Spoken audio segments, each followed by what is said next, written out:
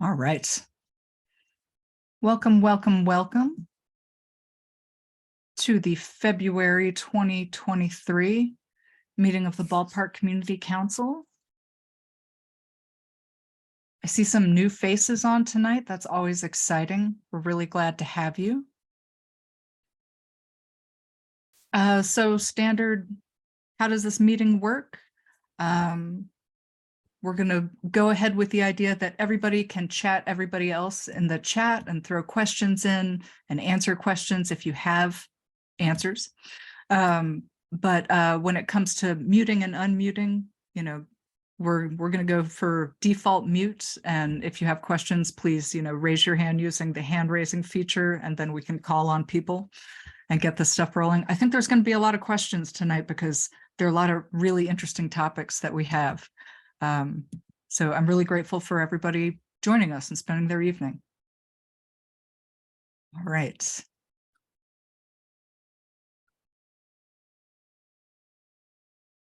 Detective Sam Fallows, I see you on here somewhere.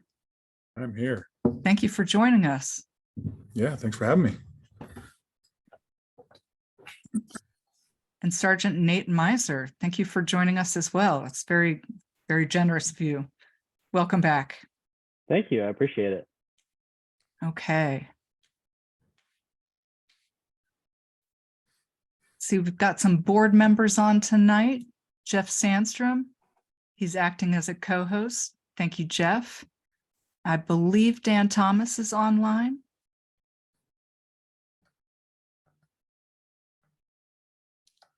Dan, would you raise your hand? I'd love to be able to mute you or unmute you rather. There you are.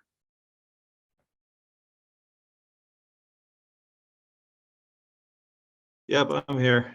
Great. Thank you, Dan. And I know that Doug Flagler is out of town and was maybe not able to join us tonight. Okay. Detective Fallows, what do you have to share with us this evening? I know we've had a lot happen in our neighborhood in the past month, but before we heard some announcements about the bees and Ballpark Next and $100 million being raised for our neighborhood, we achieved some pretty exciting stuff in December. Would you like to talk to us about what's going on, what happened on Major Street, what's going on Major Street, and some neighborhood news about community safety? Yes, for sure. I'm going to kick it to Sergeant Meinzer first, if that's okay. He's got to get going.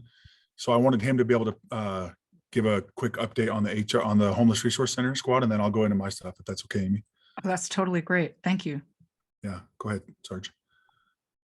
Thanks, Sam. I appreciate it. I wanted to kind of quickly give an explanation of what our squad is and kind of what we do, and then kind of talk about some of the stats.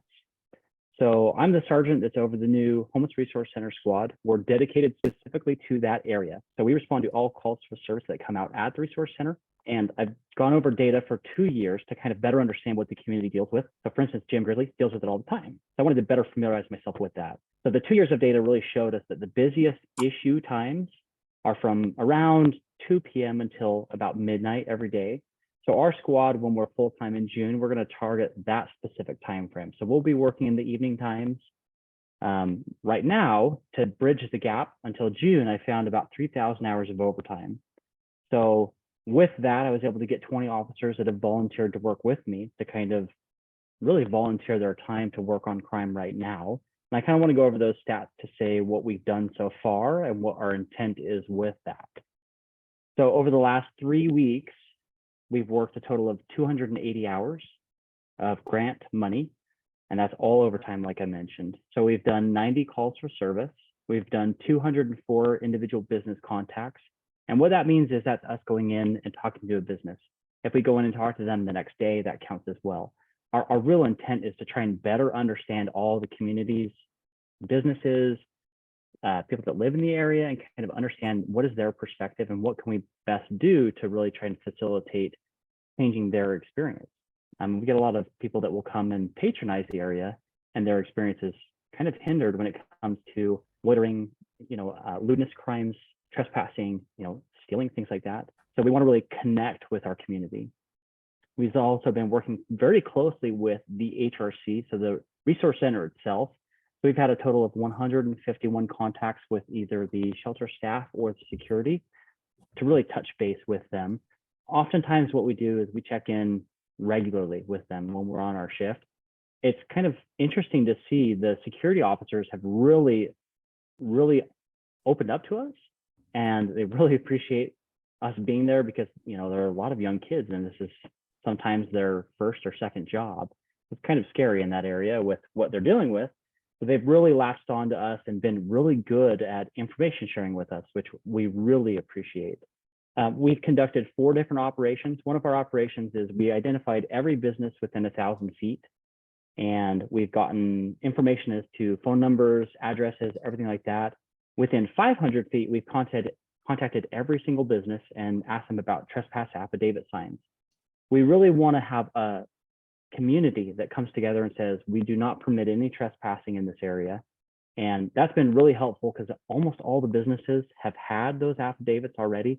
Those that had not, we've gotten them that information so we can get it started, which really helps my team because we really have been focusing on the little kind of small crimes.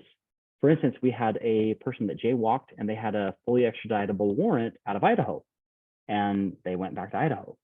But it's the little crimes that actually kind of create that butterfly effect that creates the feeling of unsafe or crime, things like that in the area.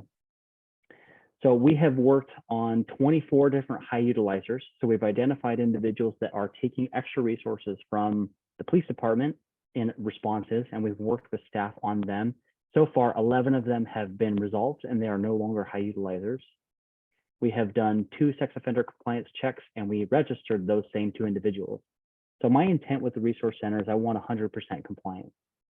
Realistically, that's something that takes a lot of work to do, but I think that it's only fair and good conscience for our community that we make sure we provide every opportunity to have everyone be compliant if they do stay at the resource center. We have referred 101 unsheltered residents of the city to resources. So when we're out in our daily activities, we're talking to everyone that we can talk to. And if it's people that are not utilizing the services, we want them to have that fair opportunity. Here's your chance, get resources. But if they don't want to utilize resources and they're not a patron of the area, that's when we kind of want to focus more on it and kind of create that atmosphere of we only want people here that want help or they want to be a patron, they want to live here, things like that. We're not looking for little crimes. We don't want people to just hang out in the area and camp, things like that. That's not what is good for the community. It's not healthy. And I know lots of stats. I'm sorry, it's kind of boring. I get super excited about stats. And I last want to talk about reports that have been written over the last 3 weeks. And this is specifically at the resource center. So over the last 3 weeks, we've actually seen the requirement for reports drop by 48%. So that extra officer presence and us going inside the resource center, talking to guests, kind of getting to understand their perspective, talking to businesses, we've been able to deter crime and the required reports 48%. It's a very big number. So we're working very, very hard to try and make a difference and have a long-term lasting impact. Hopefully, Jim, you've seen a little bit of a change. As we keep going, we're going to keep pushing really, really hard. So, oh, I see Michelle too. As you guys see things, talk to us, reach out to us. This is the opportunity for us to be able to adjust what we're doing. We're taking a lot of feedback from the community as well as the resource center itself. And actually yesterday, Detective Fallows and we met with the case management crew, every single one of them. And we're trying to think outside the box. We have some individuals that are high utilizers that are still kind of staying on that list of the high utilizer. And we're trying to think, what can we do differently to incorporate other parts of the justice system to really have a difference? Because sometimes taking someone to jail several times in a row, it's not really helping them. It's not helping us. It's kind of a waste, if you ask me. So what can we do different? So do you have any questions or any comments about that part? I don't know if we're opening it up to comments or questions right now, Amy. That was very professional. Thank you, Sergeant Meinzer. I appreciate it. I'm happy to be back. It's super great to see everybody. Thank you for having me here. Sorry I had to go early. I have other commitments to take care of. So No, I appreciate the update, and I would ask Jim and Michelle if they've noticed a difference, or if they're looking for, if they anticipate seeing a difference in how it feels to run and operate a business in the area of the Homeless Resource Center. But I guess I might have to unmute Jim to actually get him to answer that question. My apologies.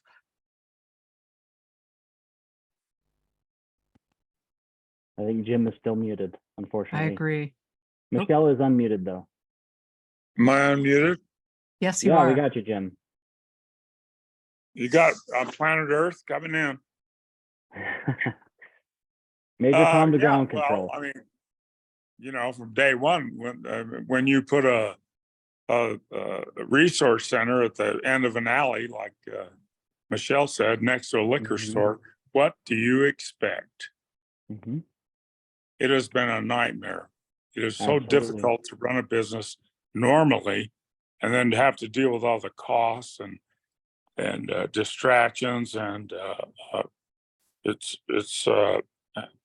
and the assaults and insults, and you know, from people walking up and down. I mean, why would somebody come and patronize my business?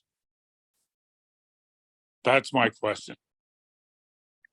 Yeah, and that's the whole intent of us getting the grant funding for the officers, is to try and change that environment, because being a business in the area is very difficult, especially with Michelle. You know, it's oftentimes our cop cars are there very often, and for some individuals that's kind of scary. You know, it's hard to want to patronize a business when our cop cars right in the way, and also taking up the parking. And with Jim, where you have people that will go around the side of the business and they'll defecate right on his property. That's something that's a very big deal that we want to try and specifically focus on, because you have a very good point, Jim. It's very difficult to have customers want to come in the first place and feel safe. Not only that, but there's also the construction that's an issue too. So there's a whole lot of issues that are really taking a toll on all the businesses there right now. Agreed. Yeah.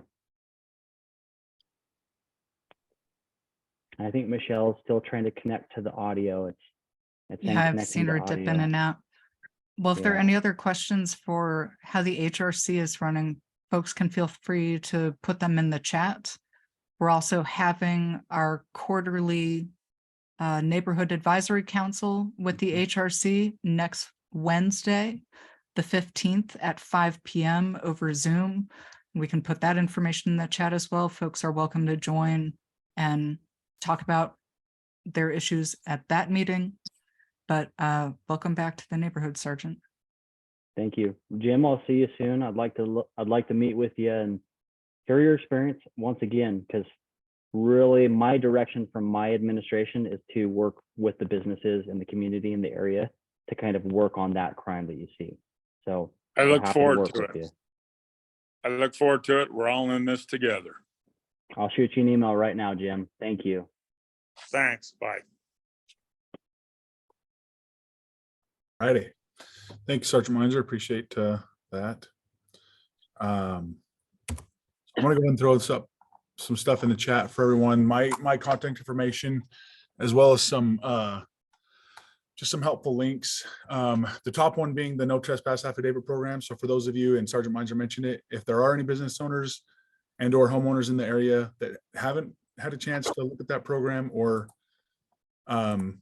utilize our trespass affidavit program, please look at that link and feel free to reach out to me to help. I can help you get that going and get you squared away with getting some trespass signs up. It is really, really helpful. Like Sergeant Meinzer said, it helps them be able to contact people without having any kind of a previous call for service or anything. That it just allows them to take some action without having to have the business owner be there or call us or you know, and our East Side Bike Chain has taken advantage of that quite a bit as well in the Ballpark neighborhood, a lot actually. And so it's been very successful. So just to kind of piggyback on what Sergeant Meinzer said. But then, so to talk about some of the other things, some positive things, the Major Street has been a super positive win for the Ballpark neighborhood recently. You know, I just want to give a huge shout out to all of you all that helped me and help the city be able to, you know, with so the letter writing campaign that Amy and Dan and everyone else that they spearheaded and were able to get me, I believe it's 27 letters is the total count now. Super helpful in pushing that along, in showing your guys' frustration with the issues, and then also in helping me start to put together a nuisance case. So first and foremost, I just want to truly say thank you very much for that.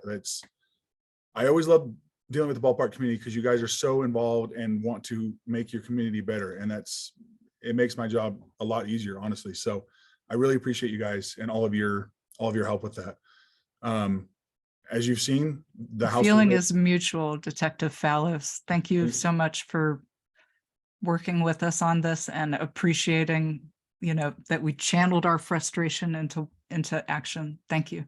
Yeah, I mean, it's amazing to see. And we've had some pretty positive changes down there, and I think Dan has finally got a little bit of respite, maybe a little bit of relief from constant issues. So yeah, and I drive through there pretty often and check the area. I know that obviously it's not perfect and there's definitely some things that still go on in the alleyway, which we're working on that. But overall, it's pretty clear to see that those were a pretty major focal point of most of the issues we were having on major streets. So our East Side Bikes unit continues to work, that area, and continues to work the alleyway and those things. So we're not going to forget about it. And we're going to continue to stay on top of it. So as for the nuisance case, so at this point, now that I have the letters, we've gotten together we're putting together data, and I'm having Sergeant Meinzer help me with this too, because he's done this, obviously, as we all know, with Wayne's Corner.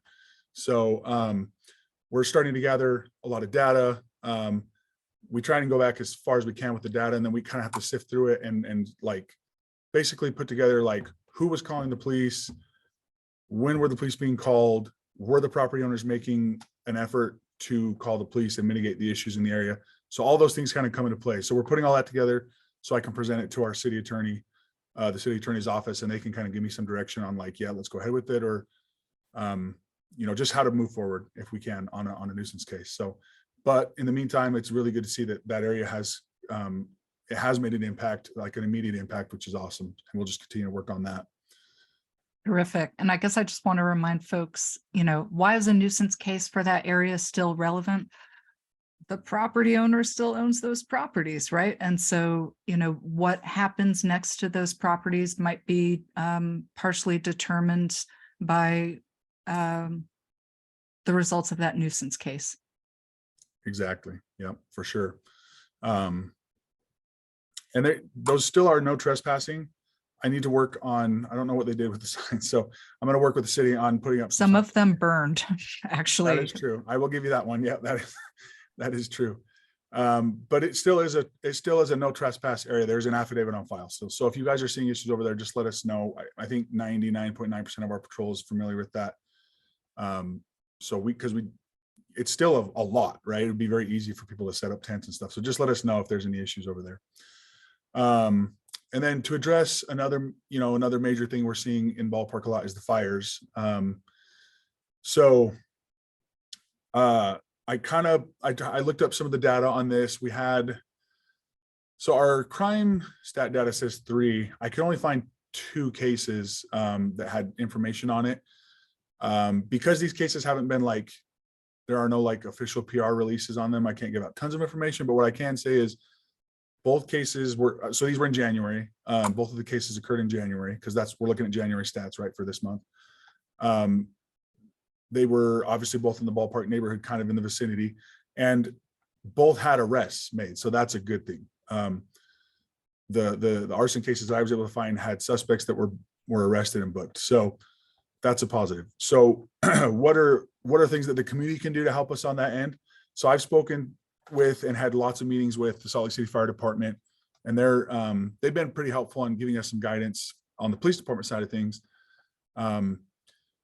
It's kind of pretty much the things you guys have been doing. If you're seeing a fire, like any fire, according to talking to the captains over there, they want you to call, and they can come out and make a determination if it's some kind of a life-threatening issue due to temperature and things like that, or whether the fire needs to be put out. And then from there, our patrol and the fire department has the ability, and should, because they have the training, to call out the arson investigators if it's something that falls under that. So if it's a fire that's very close to a building or a fire that did cause damage, that is an arson. So it should, the fire marshal investigators will come out on those. I've spoken with them about it. They're like 24/7. They'll come out if we need them anytime. So, but it all starts with you guys calling dispatch for that initial call. So that's where it kind of comes from.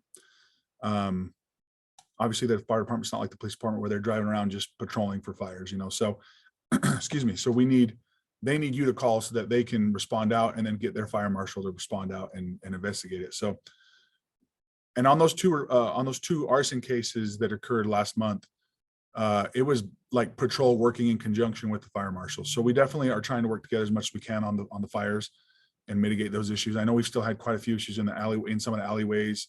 I know Jeff was having some issues over by his property as well. And so I followed up on that, Jeff, just FYI, since I got you here. But yeah, if you're having issues as well, in addition to calling dispatch, reach out to me and I can reach out to the individuals that I know in the fire department and try and get some like headway made. So that's really what my job is. I'm the liaison, right? So I can be a liaison for the things that we need to get mitigated and handled. So reach out to me as well and let me know. And a lot of you have done that and I appreciate that. And I'll continue to like push that and work with that. But really it all kind of starts with you all calling when there is a fire, especially if it's a fire that's just open, right? It's not even in a pit, anything. Obviously those are super, super dangerous. They can spread very easily. A lot, sometimes we see them right up against buildings and they're just building it right up against the building. Like that's 911 all day, right? That's an immediate call. Like that's, don't hesitate to let us know on something like that. See if there's anything else I have on that. That's the main thing I have on that. Do you have some questions, Amy? If folks have any follow-up questions, please throw your hand up, throw questions in the chat. Yeah, let's see. There's a couple of questions that I can answer here. This says the trespass. Do you have to be the actual building owner or just the business owner? You could be the business owner, 100%. Yeah, it does not have to be the building owner. The way the affidavit program works is it's essentially anyone who either owns the business, owns the building, or is a representative of those individuals. So, yep, that's perfectly fine. As the business owner, obviously you represent the building owner. So essentially you are the building owner when it comes to trespass affidavits. And something important to bring up about affidavits. For some of the businesses, it's not a big deal. But they only are allowed to have one address on the affidavit. So if you are a business owner that has multiple businesses, let's say in Ballpark or anywhere in Salt Lake City, you have to fill out an affidavit form for each individual structure.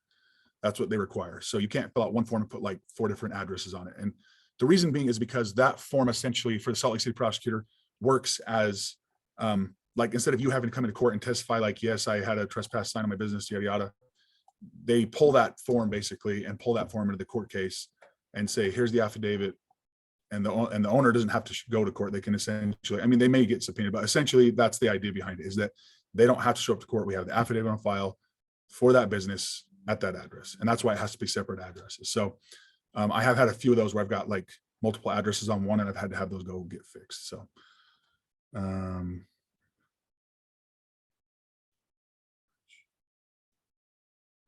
not a question, but I'm sorry to hear that's happening, Carrie.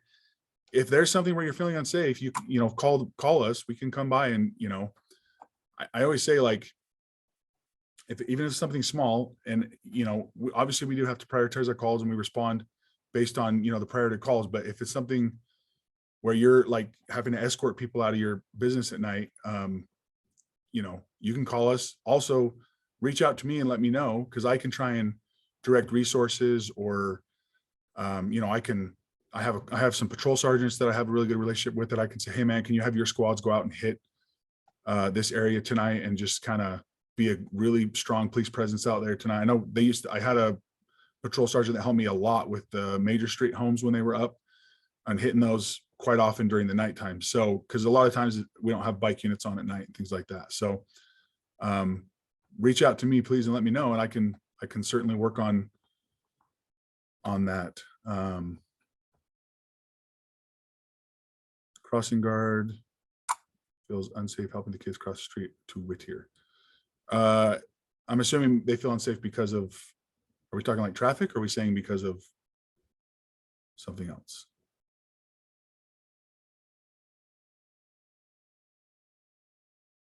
Yeah, so I know that in the past we have coordinated some things where we've had like our bike unit or someone or some other people stay in an area during the school crossing times. So if it's like a serious issue, we can certainly coordinate that again. Or again, like if there's an issue, just have them call into patrol. But if it's like a really serious issue where it's happening over and over and over with maybe the same person, we can, coordinate some kind of something like that.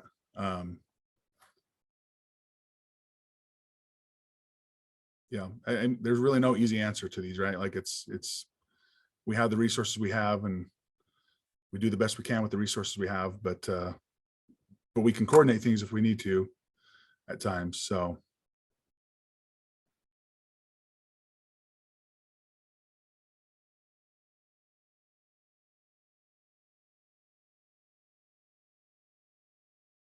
yeah, I mean, I don't know who's telling you that, but well, if there's an issue, we'll come out. And if it's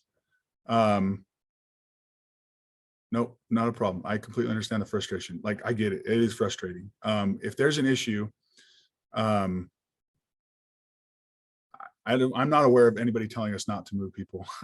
If you also, just to have you guys understand, if they're in a legal place, not causing like a disturbance, but just in a legal place where they're allowed to be, we can't move them on. Like we don't have that power. We have to follow the laws, but if there's other things involved, like harassment or threats, things like that, or camping, right? Like blocking sidewalks. Absolutely, Shelley. Things like that, then we can ask them to move. But essentially they, if they're in a legal place to be, we legally cannot tell them to leave. Like as a police department, we cannot do that. So,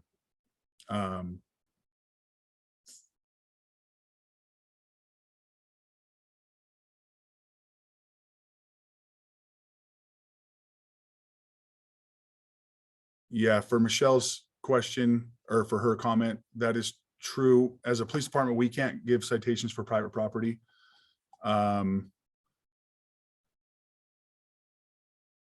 That is something that you'd have to like have a tow truck come if someone's parking in your actual park, like in your private parking space. If they're out in front of your store, and they're parked legally, that may, you can try compliance with the Salt Lake City. The Salt Lake City has a compliance department division that deals with parking stuff.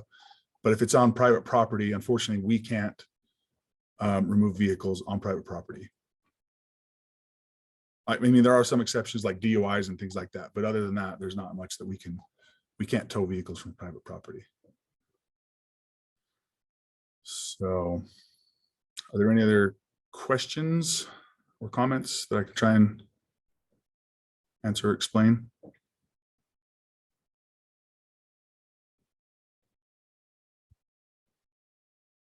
I'm going to turn off direct messaging to limit some confusion. I think I'm getting some messages that were meant for Detective Fallows, and I think some people are sending me messages that they meant for everybody. And I suspect that if that's happening to me, that might be happening to other people. So if you have a question, then it'll just go to everybody as opposed, and I hope that's okay.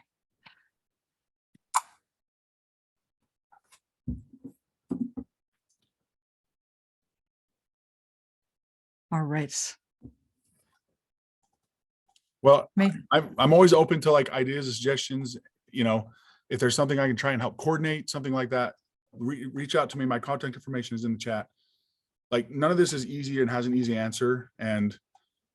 But I do know, and we've seen this, like when we can come together as a community and come up with a solution, it works, right? And we've seen that recently. And so that's really what I want to do and what I will absolutely try to do as much as I can, and as much as in my power. So reach out to me.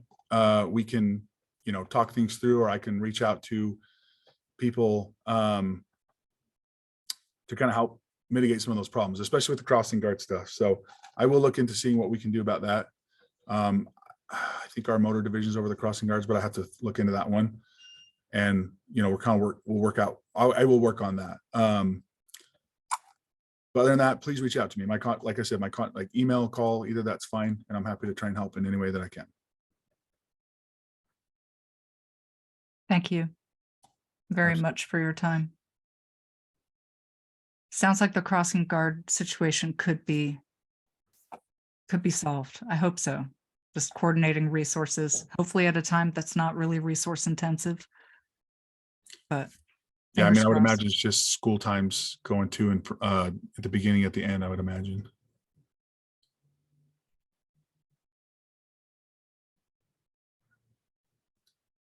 And you said Shelley, I Jamie. will. Oh, go ahead. Sorry. Go ahead. Amy. Oh, I was going to say we can reach out to our friends at Fit to Recover and see if they have any insight. I know I believe they're hiring security for some of their evening classes, but I guess that's a little different than helping kids get across the street a couple blocks away on Kensington. But we can reach out. One of their pillars is community service. So this could be a pretty important piece of community service. Good Yeah, idea. and they're really awesome over there. Mm-hmm. Super They- awesome. They want to help a ton, and I think they already have quite a bit, and they're awesome. All righty. Thank you, Detective Fallows. Anything All right. else? Any other questions?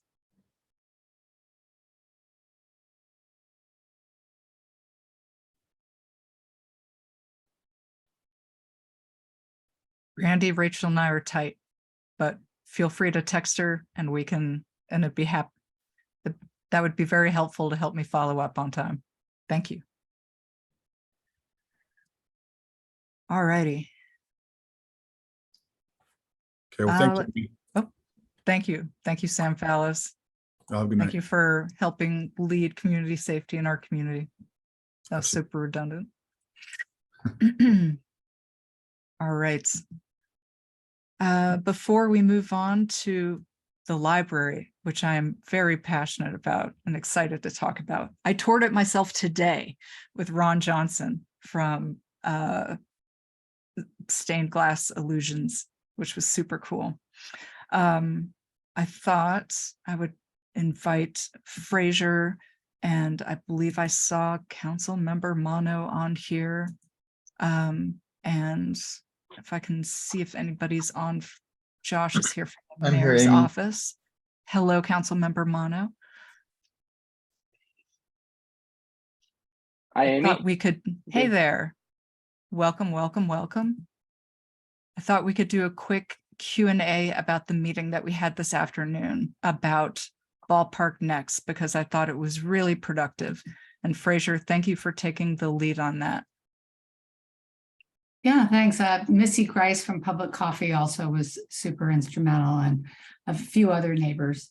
The idea of that meeting was to get together before this meeting to talk a bit about, with some folks from the city and among some neighbors, about some of the concerns that were raised with the rolling out of Ballpark Next, and a lot of the information or misinformation or rumors we've been hearing. And we had a really great meeting. The couple outcomes that I'm happy to share quickly.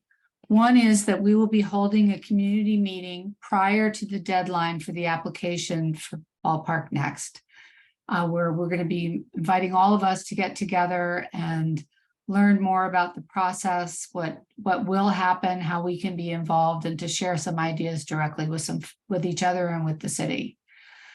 So more on that to come. Secondly, they're going to be changing the Ballpark Next application process for residents to make it a little bit more simple, and also to add a portal where you can just add information without having to do an application. So if you just want to do like a quick idea, it'll be much easier to just add your thoughts. We're also working under Jordan's guidance and Amy's guidance to develop a set of sort of shared principles that can be used in the Ballpark Next and further processes to make sure that the values that we share as a community are reflected in the decision-making. There'll also be residents on all the decision-making bodies related to the Ballpark Next process. And finally, we just want to really iterate, no decisions have been made. There is not a kind of a cooked idea already. There's not a plan that's been secretly hatched behind closed doors. This is really truly still an open process. The same goes for the $100 million. First off, there is no $100 million. It's a pledge to raise that money. And we did have some discussion that the idea of creating quote unquote social programs made some of us nervous that meant that there might be more social services in our community where we already, of course, carry quite a bit of that. Not to say that we're exclusionary of the needs of our residents, but that we feel as though at least the people in this meeting, feel as though it's really important to invest in the residents of the community as they are, in the infrastructure of our community, and the beauty of our community, and the safety of our community, and other things. So we've just started this conversation with a small group, and we'll be expanding it to include all of you and all of your neighbors. So please look for a note from Amy to invite everyone to a meeting. We're also going to be doing our best to get the word out to renters and others who don't participate necessarily in community council meetings, just to make sure we have our, power to the people, right? That we have our voice heard throughout this entire process. And thank you to Councilman Mano for being an active participant in this meeting today. Yeah, thank you, Fraser, for inviting me to that. It was very productive. I just wanted to give folks also the opportunity to ask follow-up questions. I still think there are lots more questions than answers, but I think it became clear that was true of everybody in the room.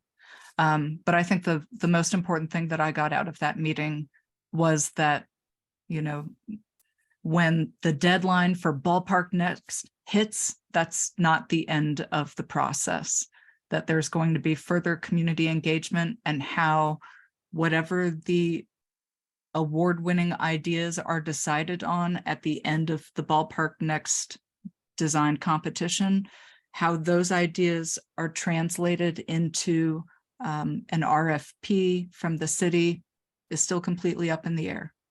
And I found that comforting because, some folks in the room expressed, and we've seen some rumors that it feels like things have happened very, very quickly.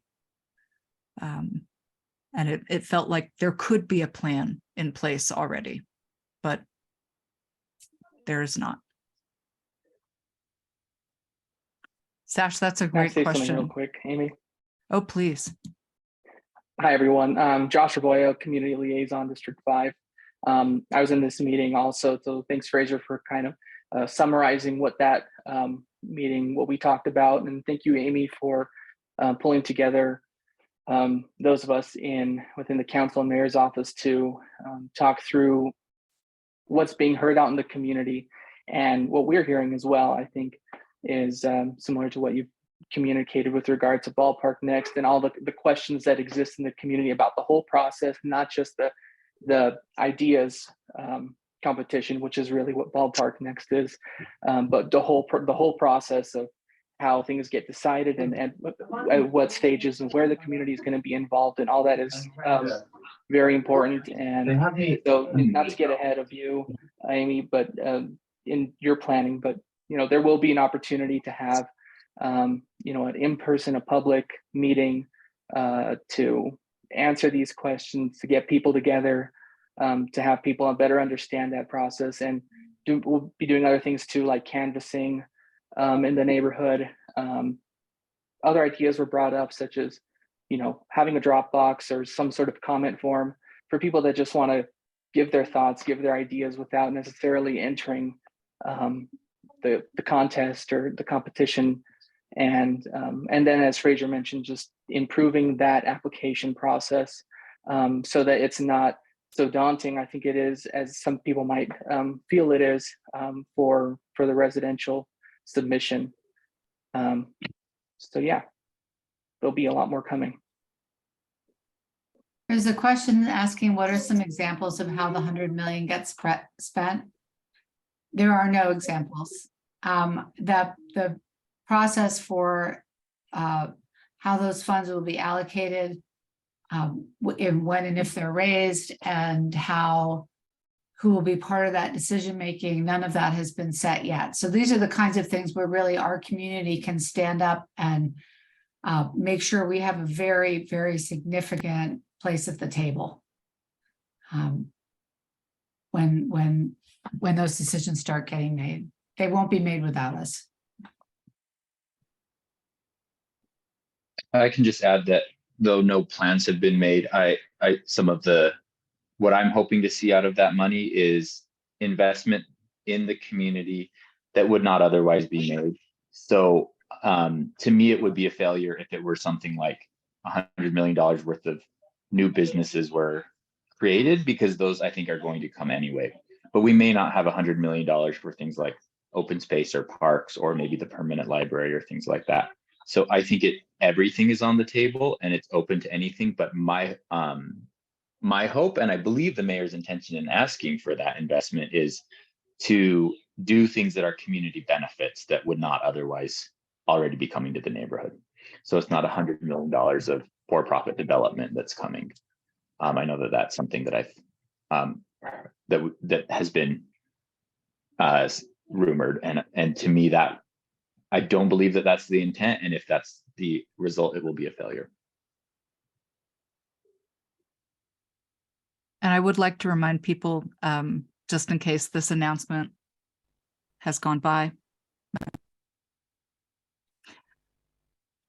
you know, one example of a community benefit that is already coming to the community is, or we anticipate it will be coming to the community, is a very large hospital where the Sears building used to be.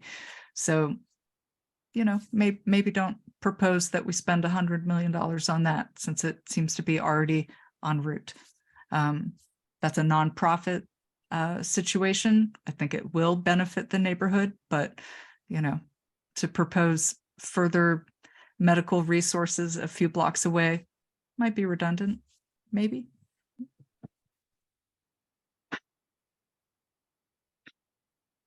I'll put my name and my contact information in the chat, and if anybody has any questions offline, you're welcome to write me. And if you want to get involved in helping to organize these activities, we'd certainly appreciate the help.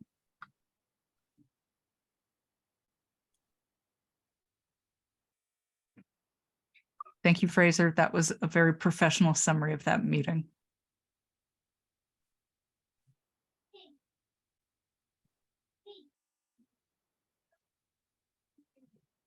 I think that I'm surprised there aren't more questions, but that's okay. Oh, wait, I see one, or I see someone's hand up, Tyler, but it may just be a hand.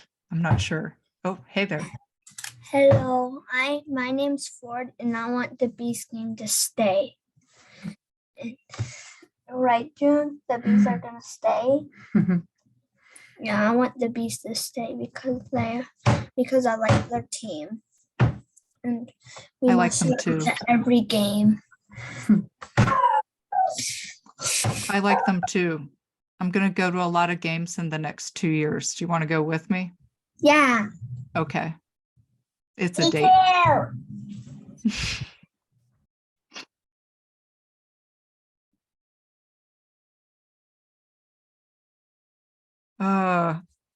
Ow, my heartstrings. Okay, how about another use that is good for everybody in the community? Debbie, would you like to talk about the library, the temporary library? Yes, thank you so much for having us here today. I'm Debbie Ehrman. I'm the interim executive director of the Salt Lake City Public Library. I've got Gordon Bradbury with me. He is our assistant director of facilities and IT. And I have Patrick Herschel. He is going to be the assistant manager at the ballpark. Currently is working out at the Glendale branch because we were kind of nesting ballpark as our temporary location under the Glendale manager, who's Brooke Young, and she wasn't able to be here this evening. But we're really excited that we finally have a place. We have been looking since probably August 2022 to try to find something that could be possibly leasable in the neighborhood that would work well. And we just did not have any good options available to us. And we spent a lot of time on it, worked with a lot of different people were giving us ideas and thoughts, but nothing ever panned out. So in October, we happened to see that this property at it's 1410 West Temple was for sale. And so we haven't, we purchased that property, and I can tell you that we have entered into a purchase agreement with the property adjacent. It's kind of on, I think that's 1400 South right there. It's a small duplex. And so that, we're in the midst of due diligence right now with that property. And so we're hoping to acquired.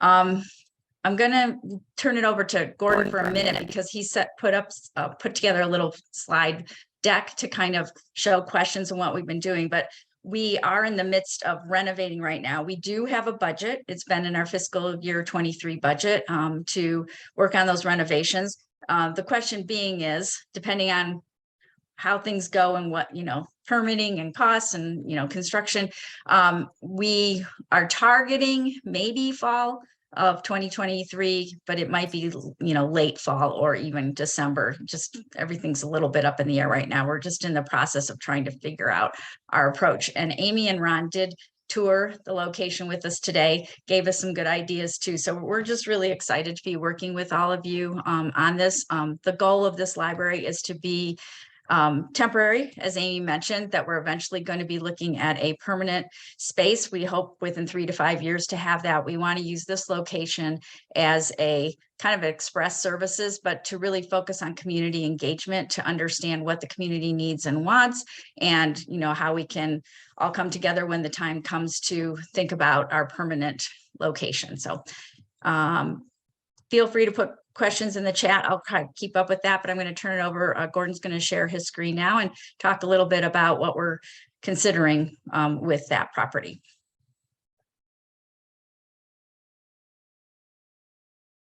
There we go. All right. Hi, how are you? Great. Let me see if I can share my screen. Nope, won't let me. Says it's disabled. And can you give him co-hosting powers? Or is the library host now?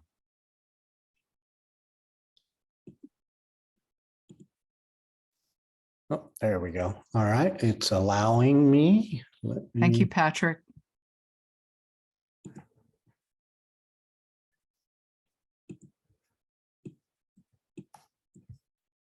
Oh, I've got to give it some permission here.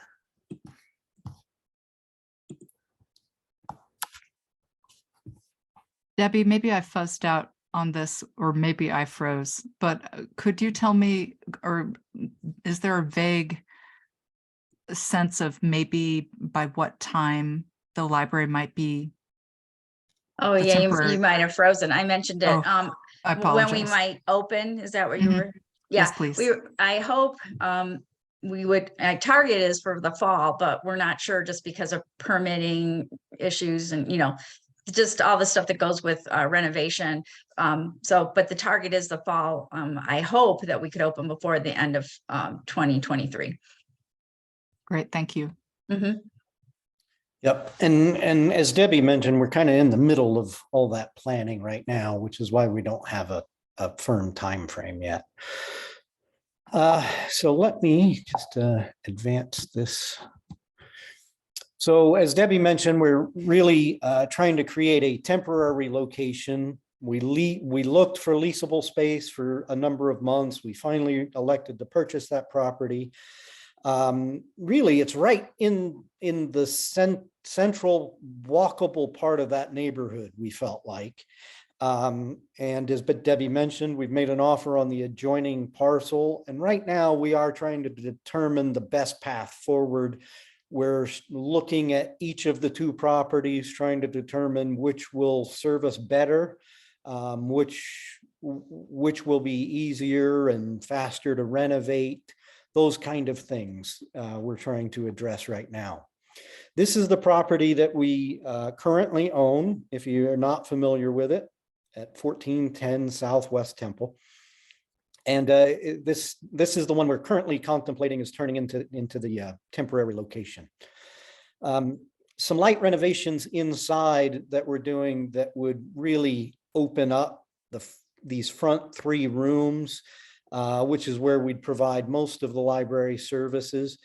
Maybe some in what is currently a kitchen. That may be our computer room. We're like I said, we're working on all those plans right now. Where will everything be located?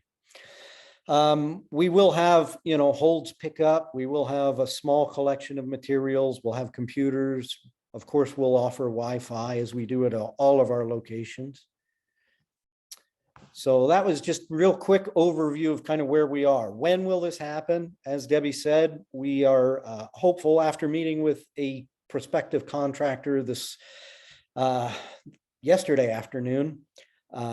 They're looking at about a 5-month time frame, if everything goes well, to do these renovations that are outlined here. If there are problems that are run into, they think it may take a little longer. We are going to right now permitting. We do have to submit all the drawings and everything for permitting, and permitting currently takes a while in the city to get through the permitting process. So we're trying to build all that in and looking at maybe a 9 to 10 month time frame to get all this done. So what are the long-term plans? Well, as you know, we're under contract for the place next door, and we feel like long-term, this might be a good location to have a permanent library on the corner of West Temple and 1400 South. That's why we've elected to acquire both those lots. That's not set in stone. We certainly want to engage with everybody in the community, and that's our next step, to understand what's needed in the neighborhood, and is that really the best location, or are there other places to consider? So, and of course, how does all this fit into Ballpark next? And of course, we don't know yet. So, any other questions?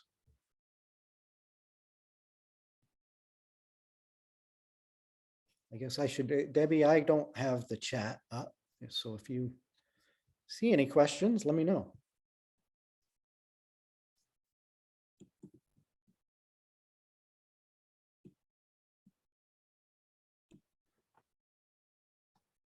All right. Well, that's all I had. I guess I'll turn it back over to Debbie. Gordon, this is Yes. Patrick Hutchings. Hey, Patrick. There was a question. Will this have any space available for community meetings? That is a possibility. There is some space in another one of those units. There are 3 units in this triplex. So that is a possibility. It would be very, very small, however. All of the rooms in this are very small. The entire downstairs is really only about 800 square feet or so. It's not a large area. So. Okay, and we have another question. What about the 1350 West Temple home? Excuse me, home. 1350. That's the Sandra Tanner house. If I'm that not rings a bell. familiar. No, It's I'm not sort of the street as the library. Is it the Lighthouse Ministry? Yes, exactly. Exactly. Yes. Yeah. Okay. Yes, we are familiar with that one. And we spoke with the owner of that. We had considered leasing that. We were not able to arrive at agreeable terms with the owner to lease that property. That was the bottom line. And then finally, there's a question, and this might be directed to someone else, but it says, that's exciting. Is there any plans to make West Temple more bikeable to get to the library? That would be a great question for the city office. Transportation probably, or streets. I would hope they would. I hope that's part of the master plan. Yeah, sorry, I just couldn't unmute myself. So I think, yeah, as Gordon mentioned, we did look at the Lighthouse Bookstore property and we looked at the house. The house wouldn't have really worked out very well for us as a library space. But we just couldn't come to terms with the owner as far as what was our budget for leasing and what he was asking for the property for the leasable monthly lease. So that's where we were at with, that's one reason we pursued this other option. But we are excited to work with everyone. I did want to mention, as Gordon said, this is kind of like limited services here. So we're looking at a small staff, like open Monday through Saturday, 12 noon to like 6 p.m. To at least year one, till we kind of figure out things. And then just to have the small collections and really just, as I mentioned earlier, just focus on getting to know the community. So we are very excited to be here too. And we thank you for your support as we work through this. And we're looking forward to, getting open and getting people in there.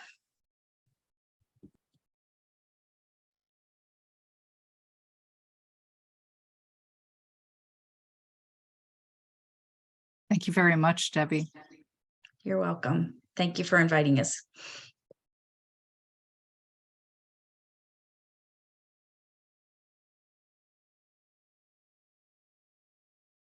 All right, moving right along.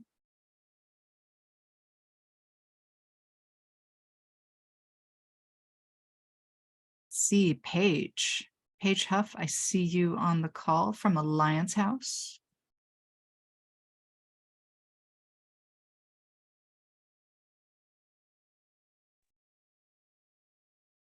Okay, can everybody hear me?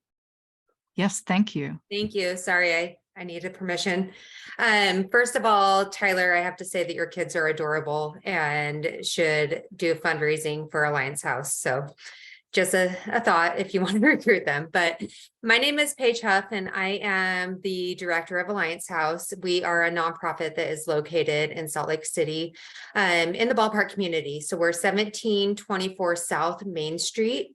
And I am joined with my colleague, Damon Talbot, and then also one of our amazing partners from Cowboy Partners, Chris Derrick. And so all three of us are going to present a little bit, but do I have permission to share my screen?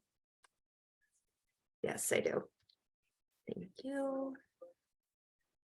Okay, so this is Alliance House. This is some of my friends from Alliance House, and I just wanted to give you a little bit of history. Alliance House has been a nonprofit since 1987 in this exact building that you're seeing right here. We've been there the entire time.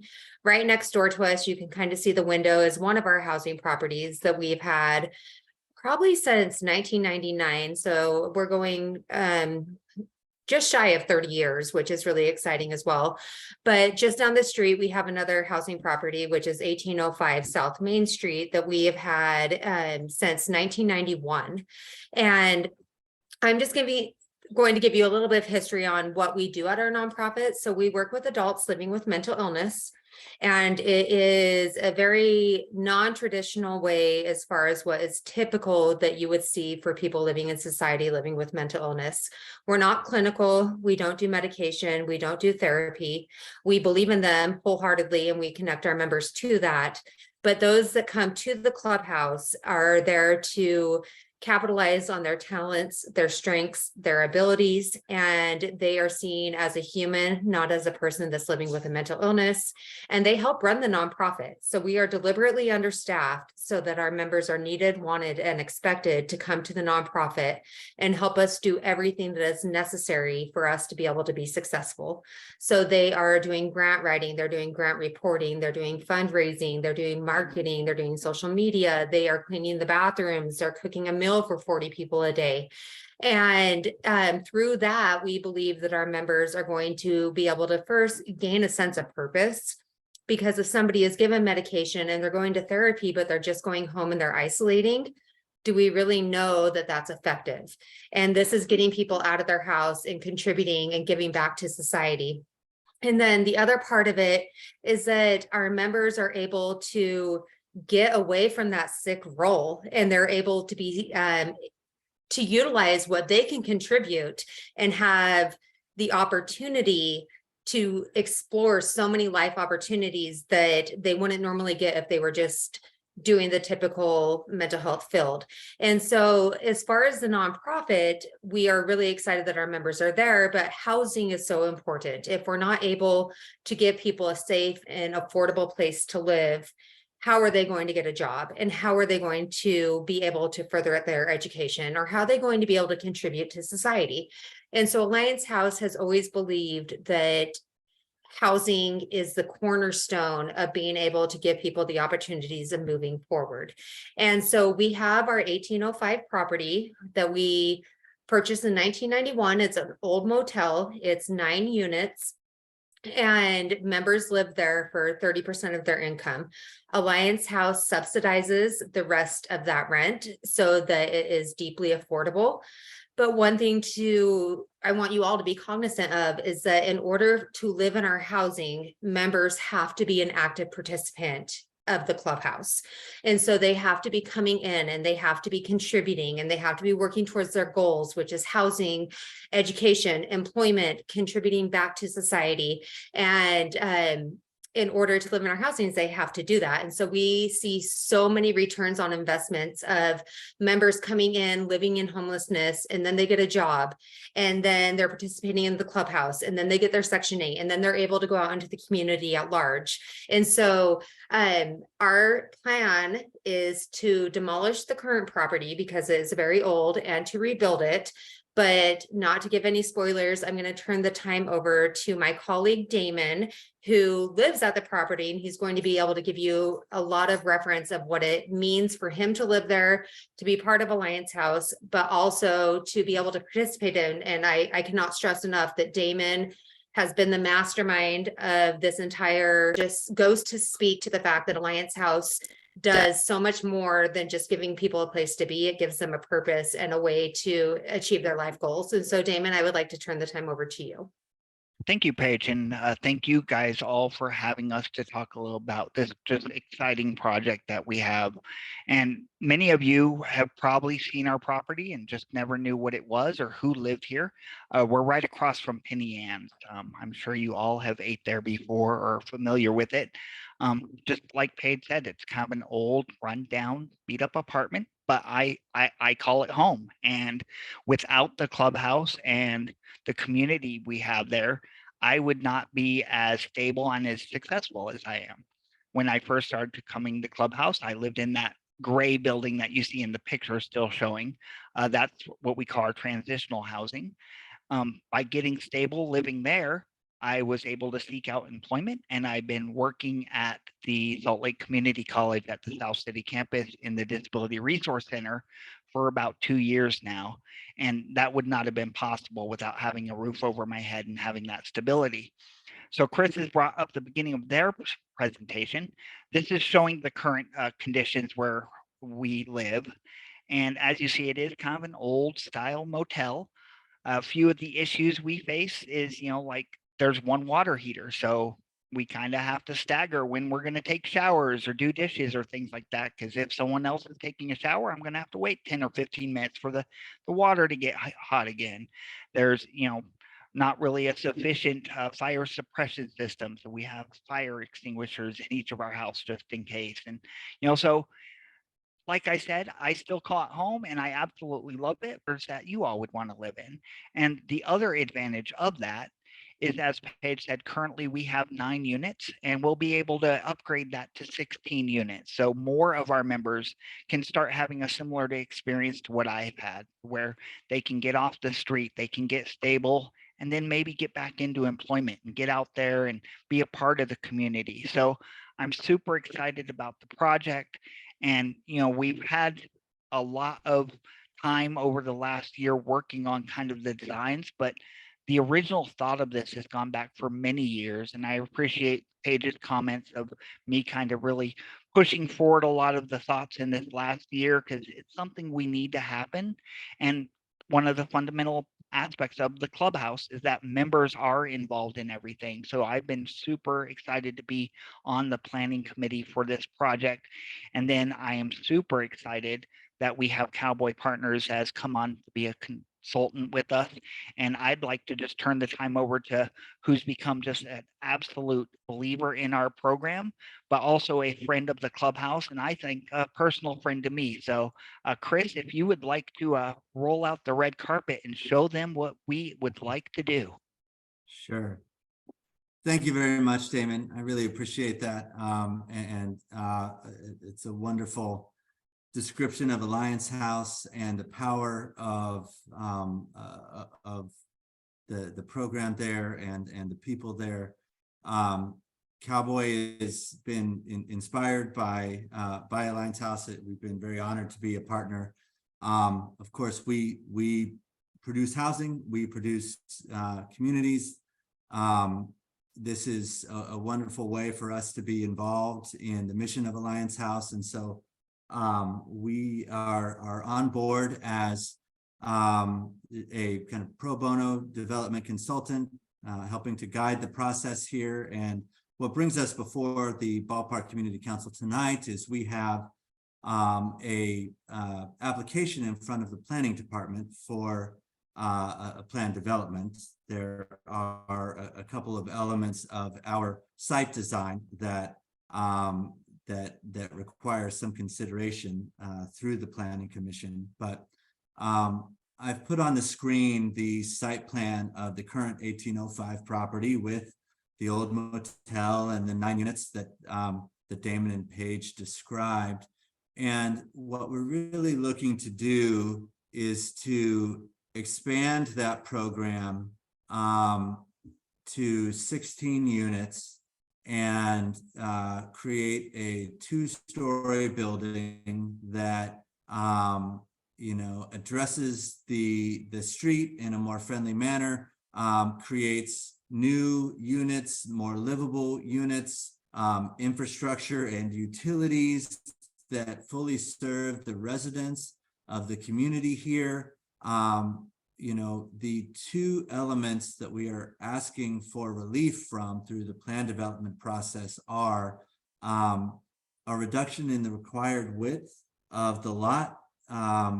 As the zoning language reads, lots are required to be 75 feet wide. We are 71.8 feet wide. And of course, this lot has historically been this width since it was created, but we are just short of the newly required width within the zoning. But we're also asking for relief from the rear setback, and what that by reducing the rear setback from 10 feet to a foot, it allows us to consolidate some of the open space that would have been used for that rear setback into the middle of the lot, so that we can create this kind of internal patio and open space right beside what will become a community room, so that we can have a gathering place for the residents that live here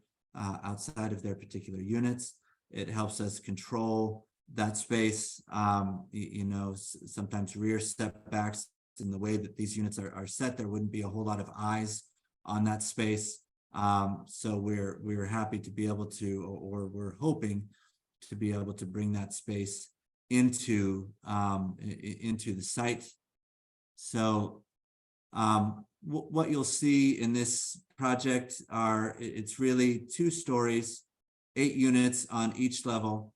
As we have it set, we have 1 room that will be built out as a I'm so sorry, I'm trying to find got so many things on the screen here. We'll have 1 unit that will be built out as a community room that could be converted to a 1-bedroom or to a studio if we have a need for an additional resident unit. So 16 total, but we'll build it out as 15 units with a community room. We are we have 9 parking spaces if you were to go by the 1805 property now, and every time that I've been by it, of course, we have 9 units. I don't know that I've ever seen more than 2 vehicles using the surface lot there. So we feel that we have more than sufficient parking there, and it is protected and screened from the street. We're also subject to the South State Street overlay here. And so a lot of what we're doing in terms of addressing the street and our front setback are to meet the requirements of the South State Street overlay. But, you know, as you go through, and if you were to go onto the city's website, you will see the plans that we have here and some of the renderings that we've made of the building and the experience that we're hoping to create here. Beyond that, we have a couple of renderings here that really show you know, how we're looking to address the site.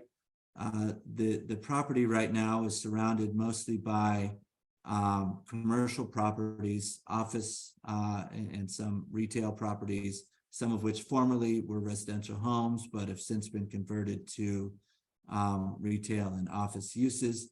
Many of those office and, you know, commercial uses have similar setbacks and come up to the property line in the same manner in which we're looking to do here. But with that, I suppose we'll stop and take any questions that people might have about the project itself or about Alliance House.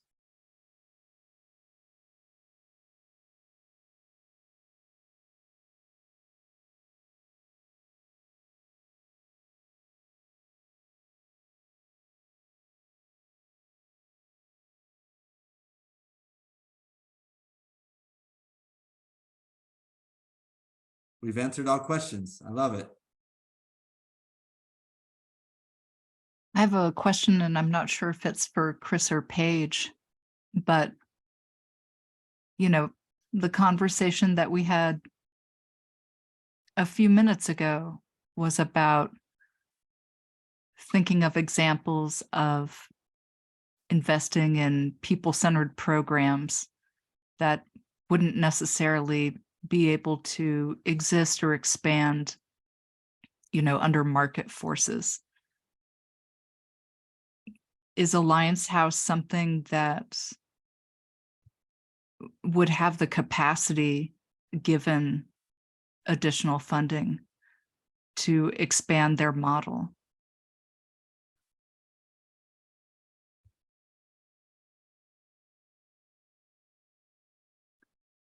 And maybe you could stop sharing the screen so we could unmute folks so they could talk.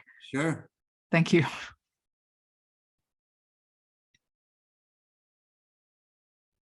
So I think that's probably a question for Paige. If you want to unmute her, she will. I bet she'll be able to respond to that.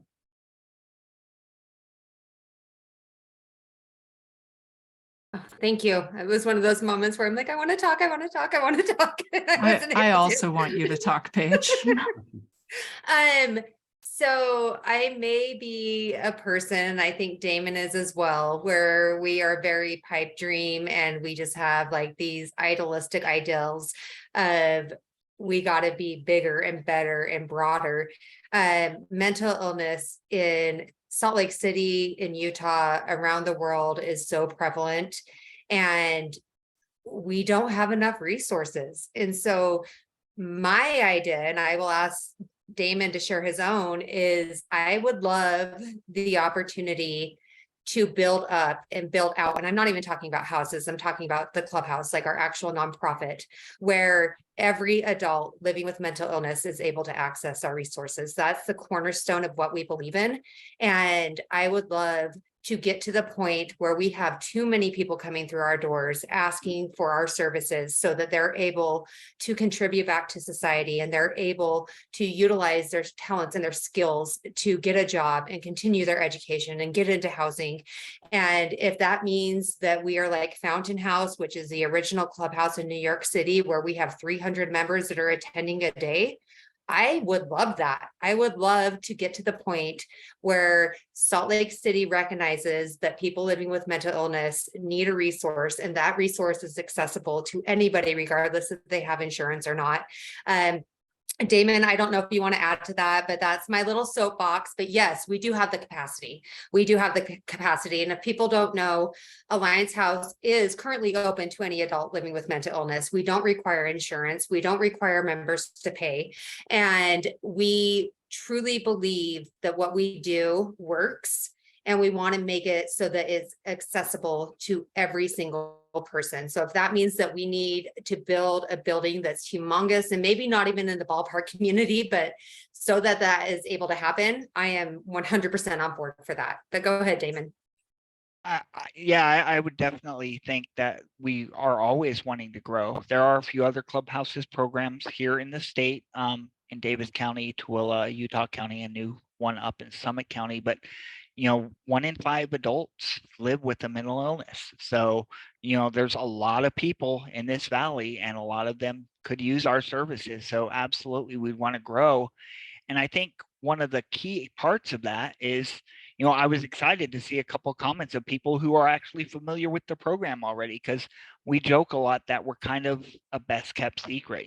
We have social workers or therapists come in quite often. They're like, how did I not know about this and know that this existed? And we've been there since 1987. So just getting the word out and, getting more members just because people are familiar with what we do, but also having just the community support, the comments that I've seen of people knowing that, we've been great neighbors for years. And I think that breaks the stigma. A lot of people worry about, oh, we don't want a place that's going to have mental health patients living here. Well, we've been here for many, many years and there's never been an issue. So I think it's very stigma breaking. And I think just growing our program naturally would be great. And, starting to do that is getting some more housing available, and we do have to be deliberate about it. We at one point were thinking of a 3 or 4 story building because it would meet the zoning here, but we looked at the cost of, once you go 3 stories you need to do an elevator. But also on our side, as Paige said, we're very deliberately understaffed, so we wanted to make sure that we weren't going to be burdening the staff that we have and more of the members that we have managing the facility, because we don't have any outside management for our housing. We take care of the house. That gives us the work that helps us understand that, hey, I can work again. So any chance that you guys get to tell people about our program, that would be super helpful. Paige probably knows this is coming, but we always have the opportunity for people to come take tours at 11 or 1, and it doesn't necessarily have to be someone that is wanting to become a member. If you just want to know more about the program, so you can talk to people that you might know that could use the services. And I know Counselor Mono's come and visited with us a couple times now, and just having people understand our program and know what we're about and break that stigma to see where, like, hey, there's these people that live here and they're not a problem at all, and they're working and they're great neighbors, I think is super beneficial. So I'm super thankful for all of the kind comments that you guys have left in the chat, and we're really looking forward to this project. And part of it is the fact that it'll be a really nice building, where right now it looks kind of run down and beat up, and we want to have a really beautiful building here in the community. Thank you.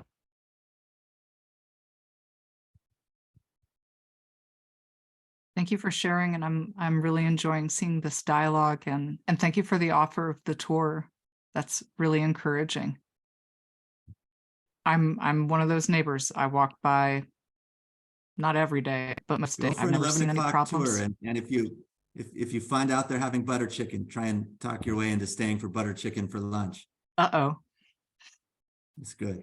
You're gonna give Loco Burger a run for their money.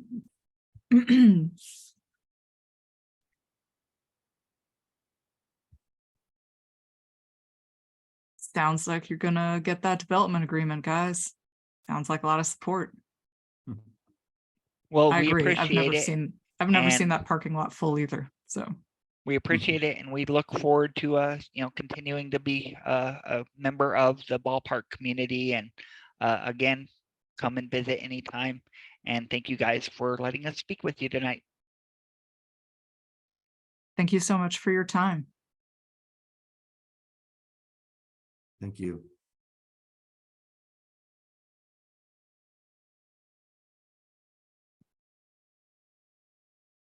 All right, we've got one more project to talk about tonight, Platform 1500 Apartments.